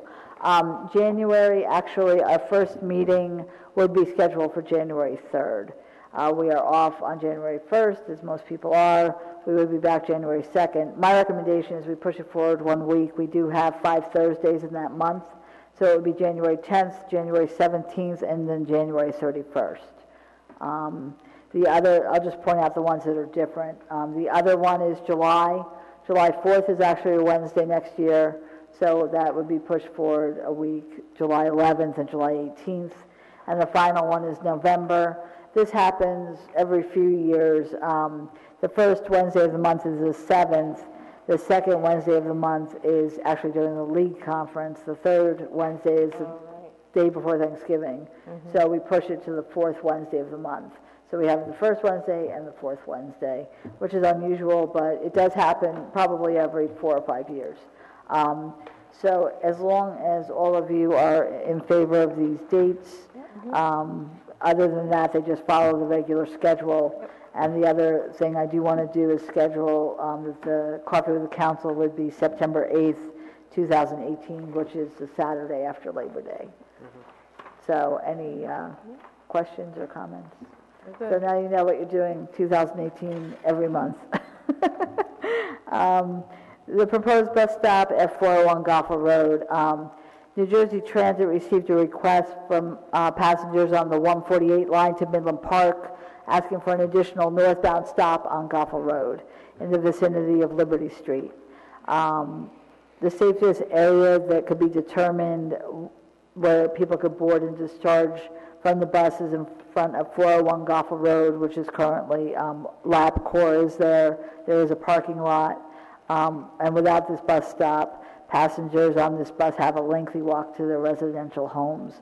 So this will allow them to have an additional stop. And this would basically be for the evening drop-off. And there are no sidewalks on the northbound side, which is why, on the northbound side, which is why they want to drop them off in that parking lot area. So we wanted to bring it to you to make sure that you are in favor of this, and then if you are in favor, we can send it to New Jersey Transit for their in-house review. Any questions or? Everyone's okay? Okay. So the next one is Boards and Committees Special Projects Task Force. So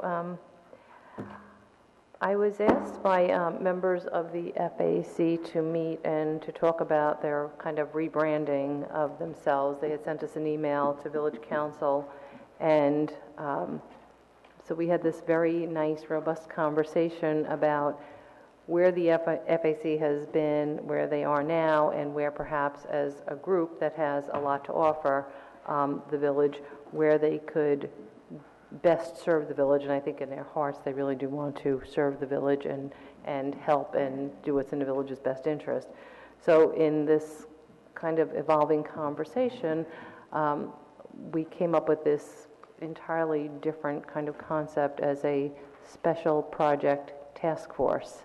And that special project task force would allow them to have, instead of like just financial issues to look at, it would be for major projects that they would have an opportunity to number crunch, study, analyze, as this council saw fit. So one of the best examples, I think many of those who sit through planning board meetings and then sat through Officer Torino's traffic study and learning that there were 18,000 cars that traverse the underpass every single day, and starting to look at those, even just taking all these traffic reports that we have and starting to put them together in more of a comprehensive report, and even see if they all line up or if there are discrepancies. So it was just this idea, and I'm just looking for input. I think that they were,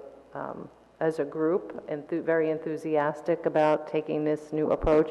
It still allows for the option of, or the availability of this special project task force to look at the budget and participate in that as in the past, but it also kind of broadens their range outside of financial and into more specific, bigger, more meaningful projects that are more meaningful actually to the council, where they're actually helping us.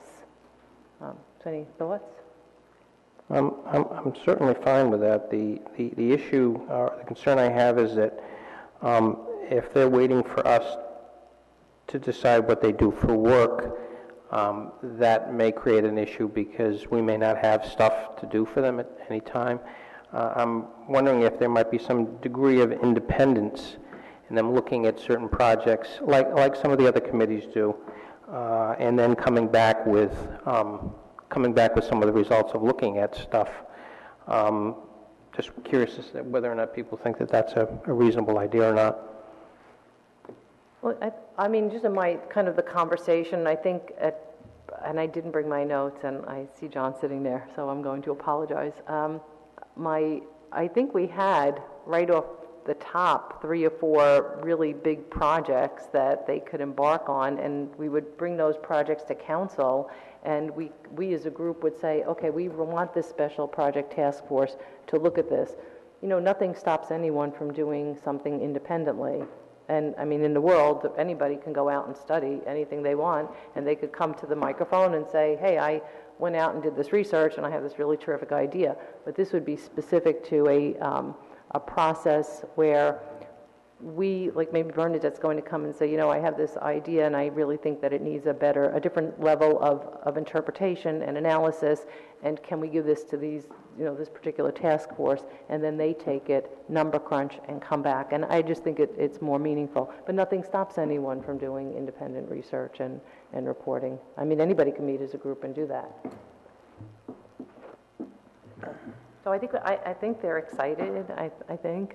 And I think it's a real big, great opportunity for us, because I know we all work hard and we all have our other things that we do in our lives. And, you know, sometimes I look at these reports and they're daunting. I think one of the big ones was the footprint study. And, you know, so as an option to look at those pieces. So I think it's an opportunity for us to kind of channel that energy and expertise into areas that would really benefit us and the village at large. So, anyway, that's my thought. Okay? That's it. Okay. So the last piece is next week's meeting. So we have 3 proclamations next week. The Drive Sober or Get Pulled Over statewide crackdown, declare September Ovarian Cancer Awareness Month, and declare September National Preparedness Month. We have no introduction of ordinances for Ridgewood Water. Public hearing is on the Water Capital Ordinance for the purchase of the Elks Club property. Resolutions awarding contract for a backhoe loader, awarding contract for the Ford F-250 pickup truck, awarding professional services contract for engineering services for evaluation of sewage treatment changes and associated work, and award professional services contract for legal services for evaluation of sewage treatment changes and associated work. No ordinances for introduction. For public hearing, we have the blue collar union salary ordinance and the white collar union salary ordinance. We have the amendment of Chapter 145 fees for establishing fees for tree protection, amending Chapter 265 for vehicles and traffic, no stopping on portion of West Ridgewood Avenue, enact Title 39 on all public school properties, and unlawful enrollment of students in Ridgewood Public Schools. We have a final vote on amending Chapter 260 for trees and shrubs. Resolutions include awarding contract under a cooperative purchasing contract for an ambulance, awarding contract under state contract for Ford F-350 extended cab, or professional services contract auditing and accounting services, or professional services contract parking garage allocation study, or contract for furniture for conference room at Village Hall, or professional services contract for hiring a historic architect for Graydon bathrooms, and declare 1989 Pierce Pumper truck surplus property, declaring Ford Crown Victoria surplus property, authorizing execution of lease extension for the cell tower at the Water Pollution Control Facility, approving dedication of the bench for Andrew Antista at Denham Trail, establishing special project task force, awarding contract for a parking kiosk, directing the planning board to conduct a study for redevelopment for the Hudson Street parking lot, and awarding contract for the Phase 1 Shedler improvements. Was there anything that anyone wanted off of the consent agenda? No. No? Okay. So, I will move on to the manager's report. The Cash House Shell, this summer, Age Friendly Ridgewood sponsored several, actually 6 evenings of transportation to attend the Cash House Shell musical programs for senior citizens.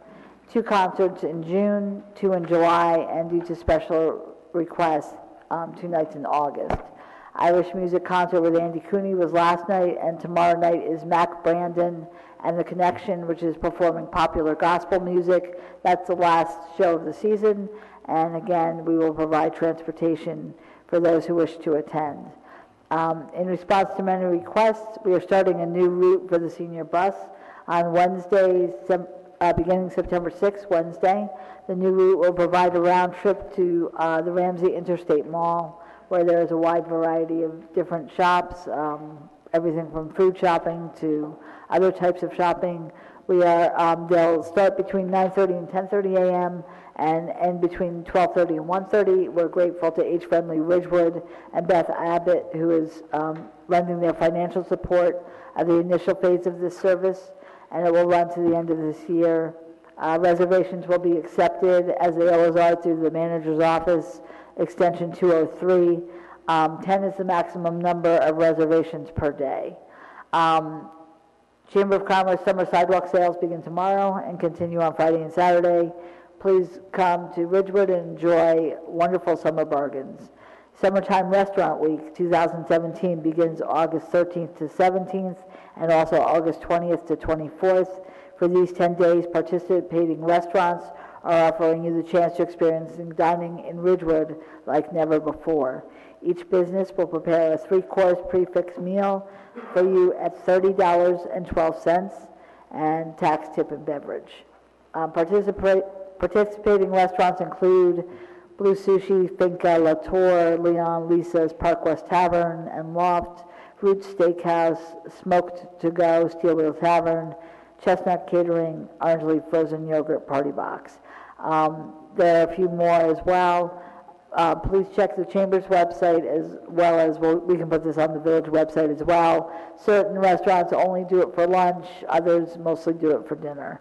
Movies on the beach at Gladen Pool will take place Friday, August 11th, starting at sundown. The movie is Happy Feet, and the admission is $5 per person, cash only, please.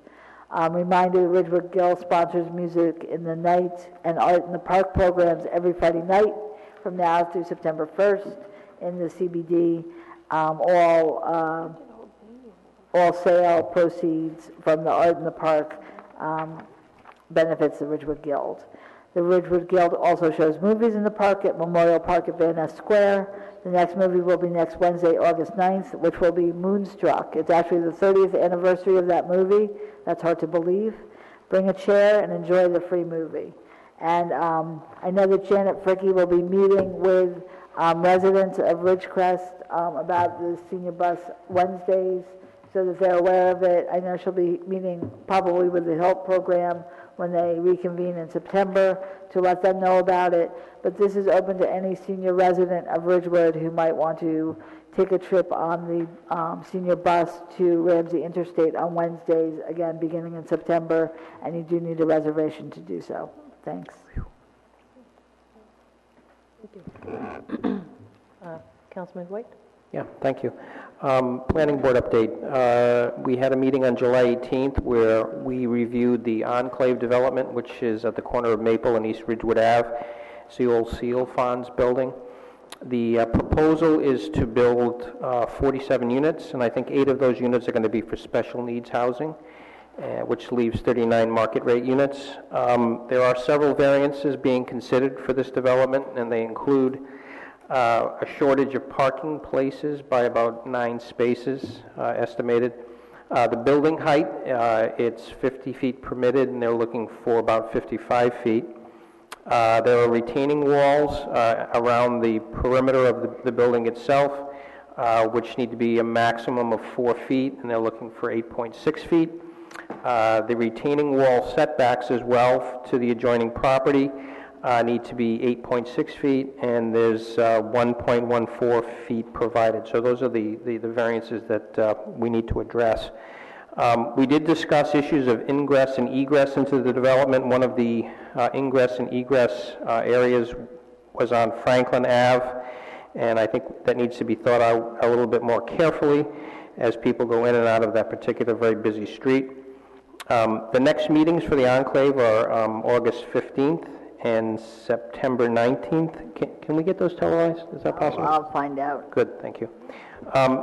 We also discussed the master plan. As many of you probably know, the master plan hasn't been updated since 1983 and is deficient in a number of different areas. And so we'll be working with our planner, Brigitte Bogert, to look at the areas of focus which in any master plan, which include historic preservation, circulation and transportation, open space needs, economic development, educational facilities, sustainability of resources, utilities, community facilities, and recycling. We had another meeting last night where we focused on a minor subdivision on Mountain Ave. There's a rather large lot on that particular street, which they're looking to subdivide into 2 similarly sized sublots and build 2 homes on them.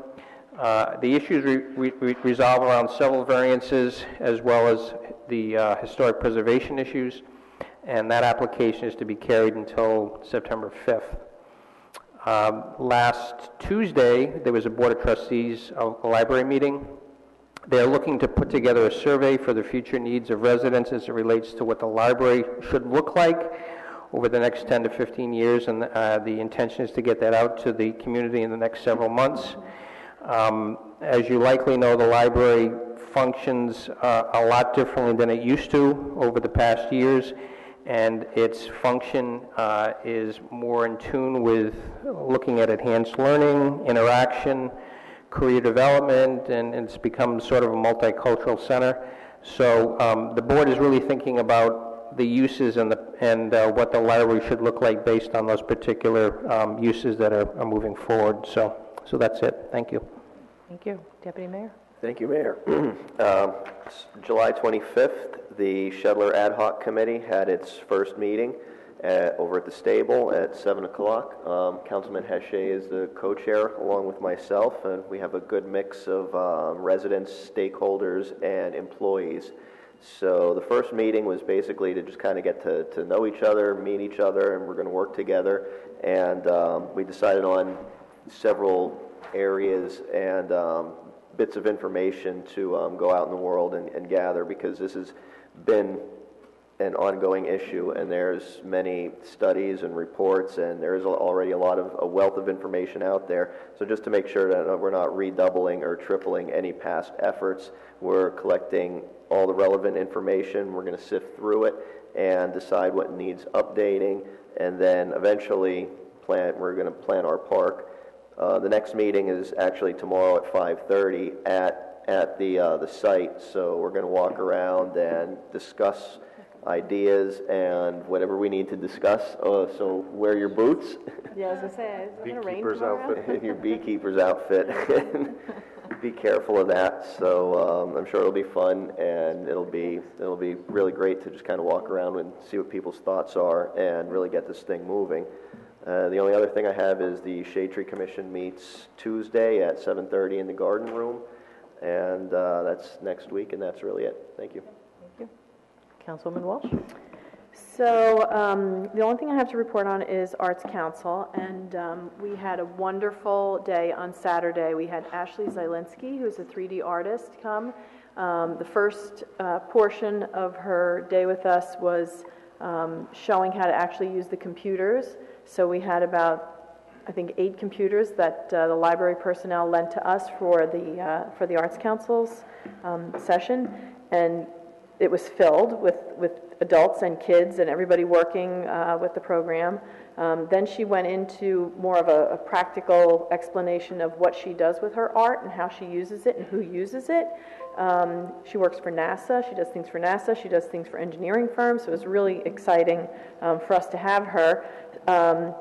That same weekend, she was featured in the New York Times. So it was kind of neat that we had her here in Ridgewood, and then the next day she was featured. So it was really nice. Our next artist series is the 17th. It's a Thursday from 7 to 9 at the stable. We're going to be having one of our residents, Drew Martin, and Michael Thompson, and they're going to be doing an art exhibit there. So I encourage everybody to come. It's free. You can show up whenever you want, 7 to 9. It's going to be exciting. So that's all I have. Okay, thank you. Councilman Hushay? Only thing to report is just an update on the Central Business District website, downtownridgewood.com. Met with our developer, very impressive young man. He's about to be a junior now in high school. So impressed by these kids, it's crazy. But we're making a lot of progress. Part of the way that we keep the development costs down is by doing a lot of the work either ourselves or passing it on to the business owner. So I made my way up Ridgewood Avenue, knocking on the corner there of Renato's. Made it now up to Van Ness Park, just on the one side. What I felt would be a very simple kind of request. I was just going to each business and say, hey, listen, I just need your email address so we can send you a registration link. Usually turns into a 15, 20-minute conversation, so I thought I would have covered that's what happens. up and down so far. But, good dialogue, good discussion. I think, in general, obviously the businesses are very appreciative of all the efforts that, the things that we're doing to try to help them. We're hoping, so we're going to meet, CBD Advisory Committee meets next Thursday.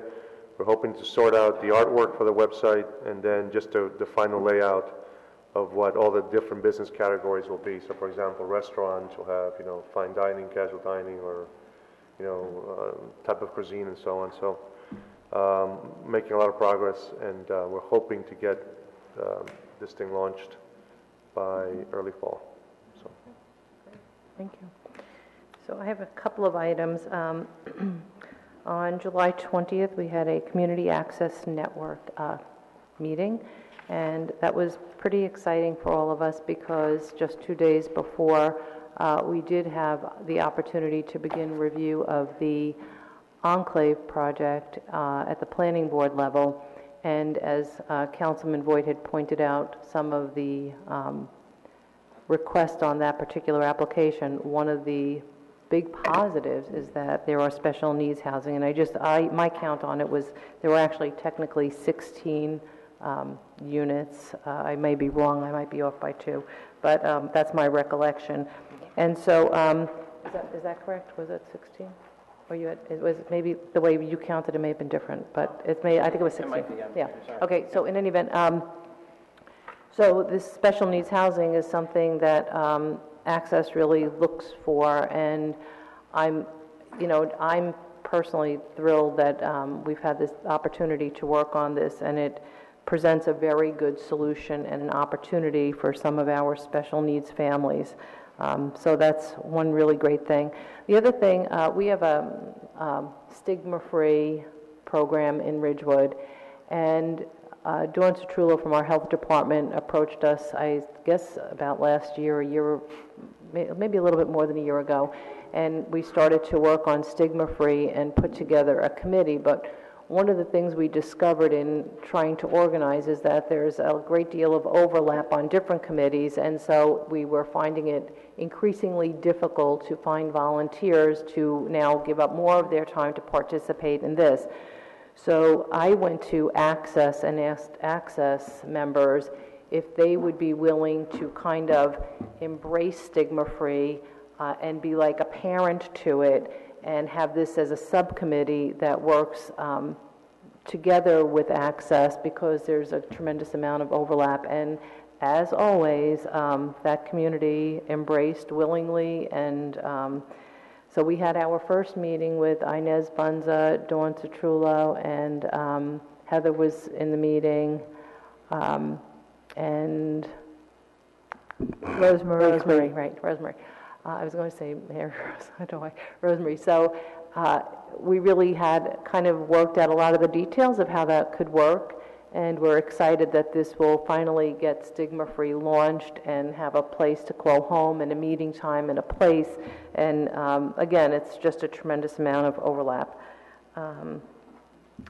The master plan, as Councilman Voigt pointed out, is starting. We're kind of moving forward at a little bit of a pace here to understand the process. And at the Planning Board reorganization meeting, we appointed a group to the Master Plan Subcommittee, which included now myself, Planning Board member Melanie McWilliams, Planning Board Vice Chairman Joel Torrielli, and Planning Board Chairman Richard Joel. And so we had our first meeting last night, 6:30 to 7:30, before the Planning Board met. And before I continue, I just want to shout out to Chestnut Deli for the really, really great wraps. They were delicious. But we kind of came up with some preliminary goals and objectives, and more importantly, we have a kind of a mission statement as the direction we want to go in.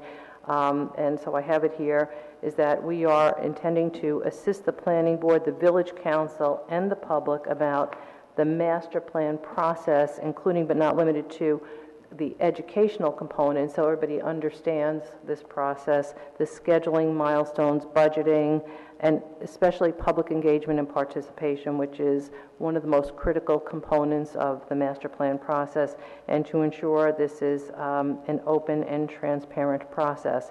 So we did a lot last night in an hour, more than just eating, and so we're really excited, and we hope at some point to have organize this into a slide presentation tutorial with our planner, and then decide how to proceed from there. And when we accomplish that, we would then bring that tutorial to the Planning Board, make it available on the village website, bring it here to the Village Council, so everybody knows how we're moving forward, how this works, and everybody is fully engaged. And then we'll continue from there. So we're kind of baby steps. It's really, really exciting for us. It's something that some of us have been waiting a long time for, but we just want to make sure we get it right.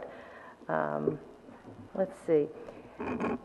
Now, the Planning Board, there was a subdivision application last night, so HPC meets next week on August 10th, 8 p.m. in the Garden Room, and the one application that we will hear next week is the minor subdivision on Mountain Avenue, because as with any property that has a historic designation, that is an application before a zoning or planning board that is requesting any variance relief, they are subject to HPC review and comment and a report. And so somehow there was a mix-up, and so that will be heard August 10th, hence the reason that that is now rescheduled for later on.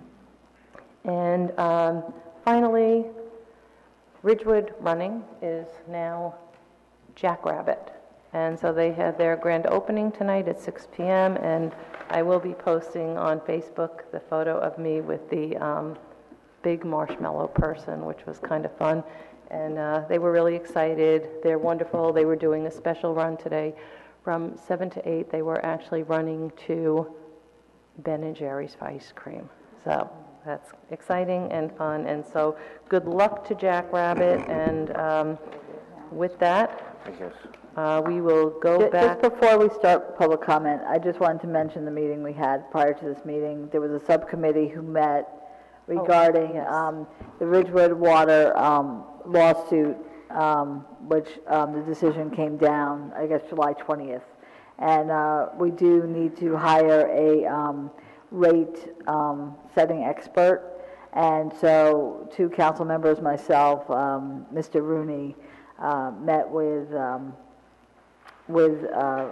expert, and I just want to mention it because next week we're going to have a resolution to hire him to move forward. The judge gave us a very short time frame within which to do it, 120 days, so we do need to hire him so he can get started. I don't know if Mr. Rogers needed to add anything else to that. No, I was at the meeting as well today. Thank you. That's all right. So I apologize. We are going to, that's all right, we are going to talk, Very important part. we are going to talk about the, no, we don't have it on close. We are, one of the things we have to do is adhere to the court's determination whether or not any party, whether it be Wyckoff, Midland Park, or Glen Rock, are going to appeal. So in order to adhere to that schedule and follow the court's directives, we have to take into consideration as quickly as we can an expert to do, to set the rates for the years that are in question in the lawsuit. So we're going to be taking that seriously and working with that, and have hopefully a hire by next week. And we did interview one person tonight, and you'll find out what the council decides to do next week. So the decision, just so everybody knows, the decision is 113 pages. If anybody wants a copy of it, I can send it to you electronically. You just have to ask for it, and I'd be glad to give it to you. Okay. And is that it now? We're good. Okay, so now we're moving back to public comment.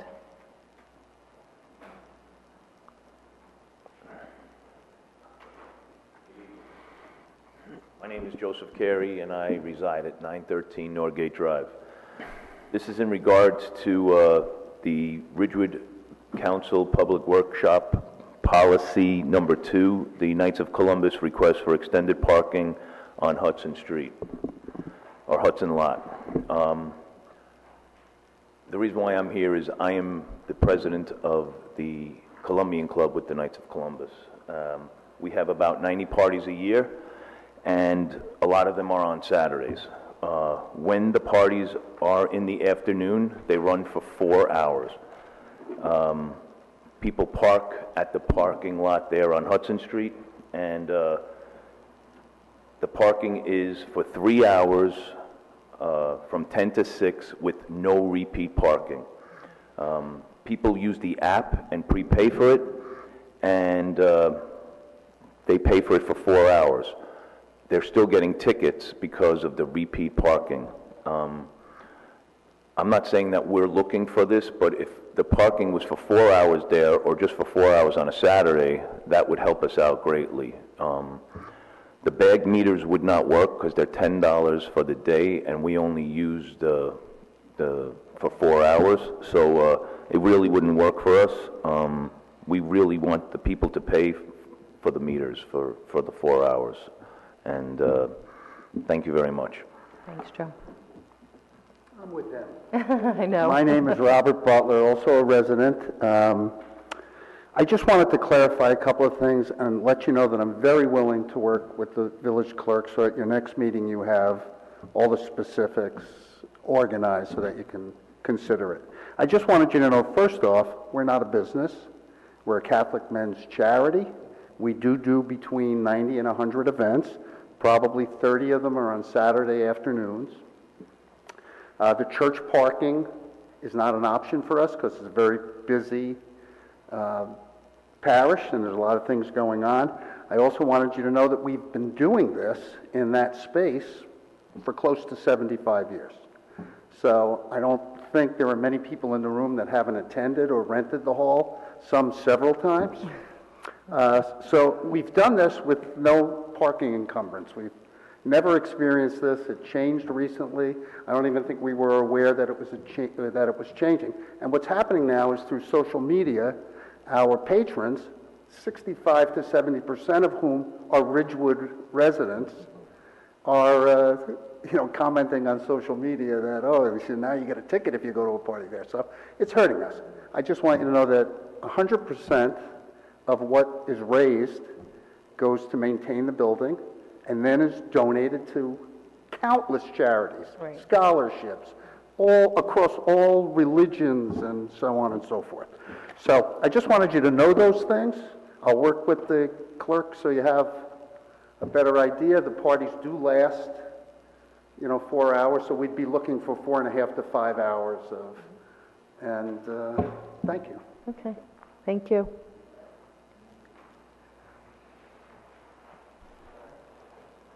Good evening, Cynthia Hallaby, 374 Evergreen Place.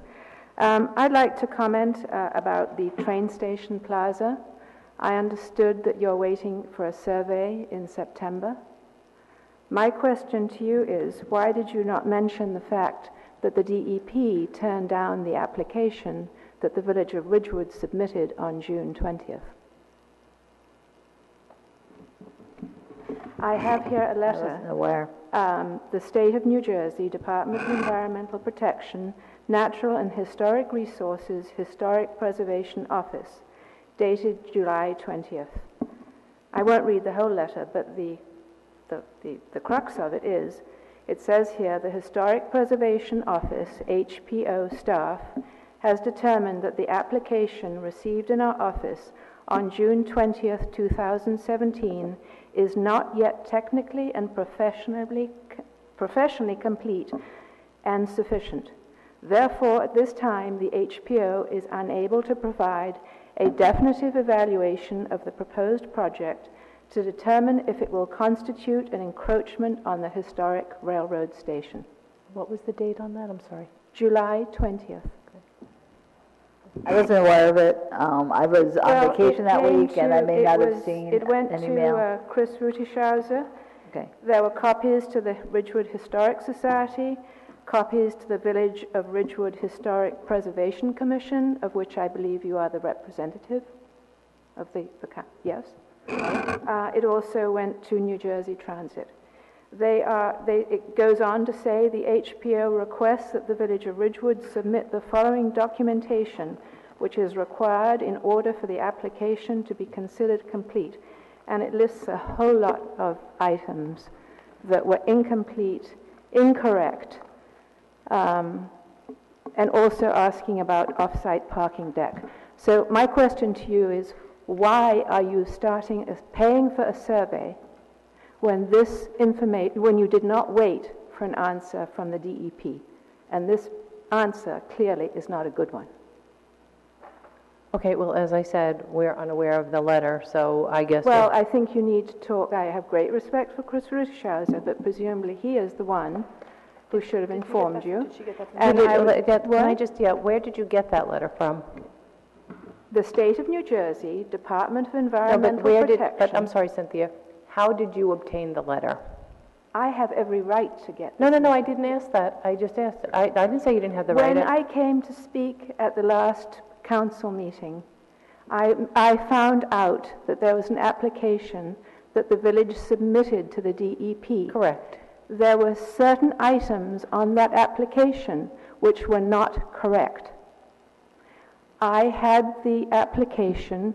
I wrote back to the DEP, and I said, you need to realize that there are some inconsistencies in this application. For example, it didn't say that the area was going to be cut back by 80%. It said by a slight amount.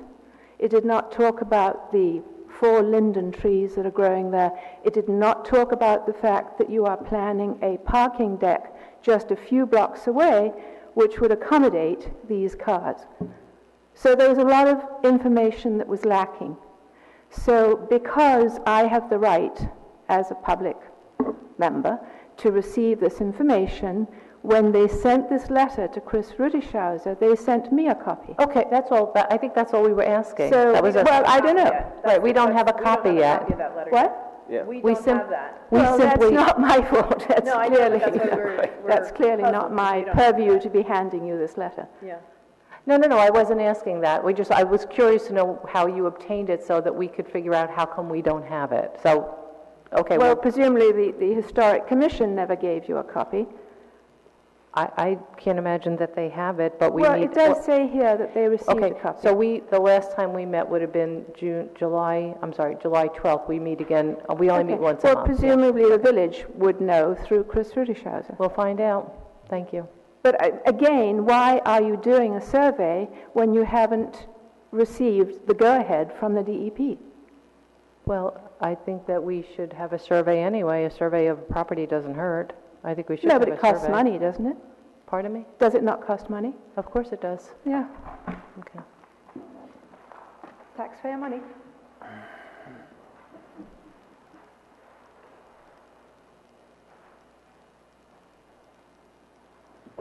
Jacqueline Hone, 30 Carriage Lane. Good evening. I wanted to talk about the Shedler site cleanup bid. I also have to add a little bit of error and omission that Chris Rudischauser did in that application. As we all know, that process of Phase 1 was flawed, and it was also rushed, and it was to make room for a field. Phase 1 included removal of trees amongst a bunch of other things. This evening, Councilman Haché makes a very, very good point, which is, how do we know how many of these trees?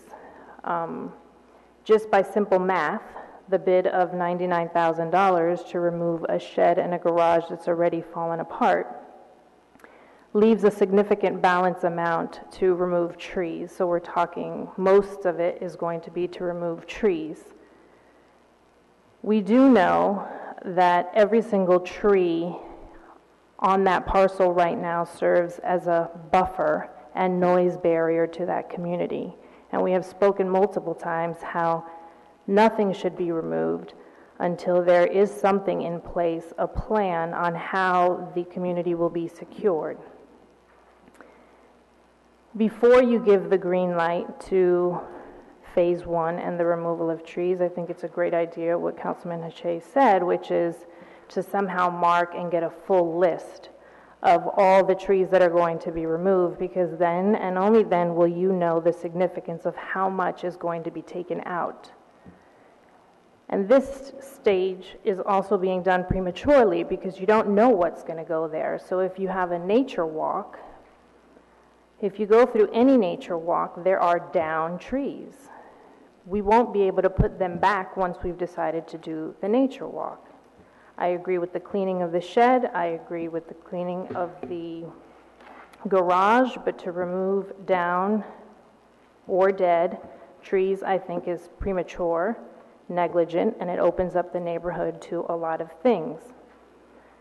As we all know, prior to this, there was a removal of over 250 trees in that same neighborhood at the north end, and they removed an entire buffer that is now significantly impacted our community.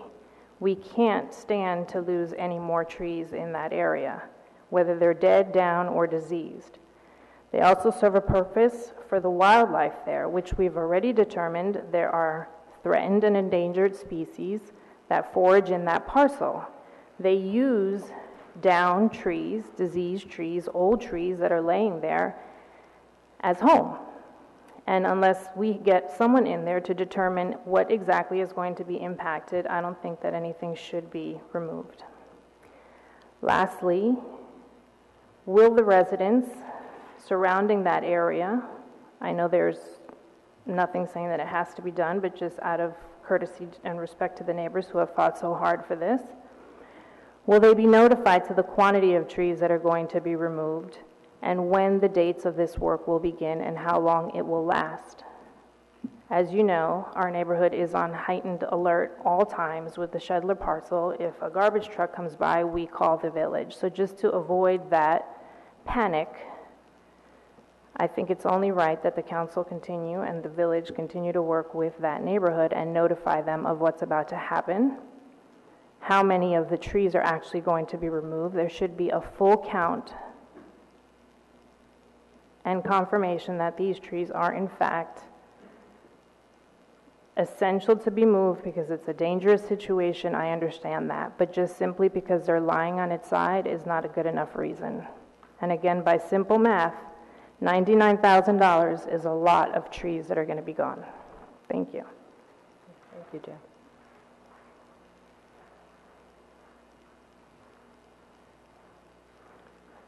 Good evening. Boyd Loving, 342 South Irving Street. Just like to comment on a couple of the parking issues that were discussed tonight. First of all, I support Councilwoman Walsh's comment regarding the town garage. It looks like a dump, and I don't think we've ever done anything to try to get that guy to clean it up. We need to start slapping some summonses over there pretty quickly. Whenever I drive by there and I look at it, I almost think, is he doing that deliberately to try to force us to buy the property? He's just not going to do anything at all in the hopes that the only thing that we think we can do to make things better is to buy the property and clean it up ourselves. That may or may not be the case, but in any case, we have a code enforcement officer. Why not send her over there with a notebook and start taking notes and just start writing summonses left and right until he gets the idea? It's ridiculous that we've got this one piece of property in town that we seem to just put our blinders on every time we go by there. I see somebody's posted a picture on social media recently that a retaining wall, I'm not sure whether it's our retaining wall or his retaining wall, fell down and is in a collapsed state. Certainly that, if that's his retaining wall, that is some sort of code violation. So maybe, somebody, Mr. Yatka, needs to get in touch with Tracy and say, take a ride over there, take a camera, take a video camera, start taking some copious notes and try to get the place cleaned up. If not, maybe Mr. Rogers can take the guy to court and in addition to summonses, slap some, really serious money on him. Because apparently that's the only thing he's going to listen to. So again, I think Councilwoman Walsh has hit the nail right on the head. Let's start taking some action on getting that property cleaned up. The other parking issue I want to talk about is this kiosk. I'm a little bit confused by it. When I think of a kiosk, I think that the purpose of a kiosk is to provide parkers with alternative payment methods and also to alleviate the need to have parking meters, which is a savings in the long run. However, you've selected the location for this kiosk to be in a parking lot that now has no meters in it, and people are already using alternative methods to park. They're using Park Mobile or hang tags. That's the only way you can park in the Chestnut Street lot right now, is if you use the Park Mobile app or if you use hang tags. So I don't understand what the purpose would be of putting the kiosk there. It doesn't eliminate any parking meters because the parking meters are already out of there and people are already using an alternative payment method. It would seem to me a better use of the kiosk would be to go into a place where you can eliminate the parking meters and offer people an alternative method to pay. I would see a portion of the Walnut Street lot as a better place to trial that as opposed to the Chestnut Street lot. So I just ask you to give some thought about that because, again, I see the purpose of the kiosk as eliminating meters and offering an alternative method of payment. You've already got that in place at Chestnut Street, so why put a kiosk over there? Put the kiosk someplace where it helps with its intended purpose. Thank you. Thank you, Boyd. Anyone else? No? Okay. With that, we'll take a resolution to go into closed session. Be it resolved by the Village Council of the Village of Ridgewood that the Village Council meeting closed session on August 2nd, 2017 at 7:30 p.m. or as soon thereafter as the matter on the agenda can be reached, and that said closed session be held in the caucus room on the 4th floor of Ridgewood Village Hall, 131 North Maple Avenue, Ridgewood, New Jersey. And be it further resolved that the matters to be discussed in closed session are limited to legal matters to include authorization to settle sewer backup claim, COA, Valley Hospital, Health Barn, and parking garage. Personnel contract negotiations include supervisors union. These matters are allowable under NJSA 10:4-12 et sec. Be it further resolved that the minutes of this meeting shall be made available to the general public when such matters have been deemed completed by resolution of the Village Council. Have a motion? So moved. Second? Second.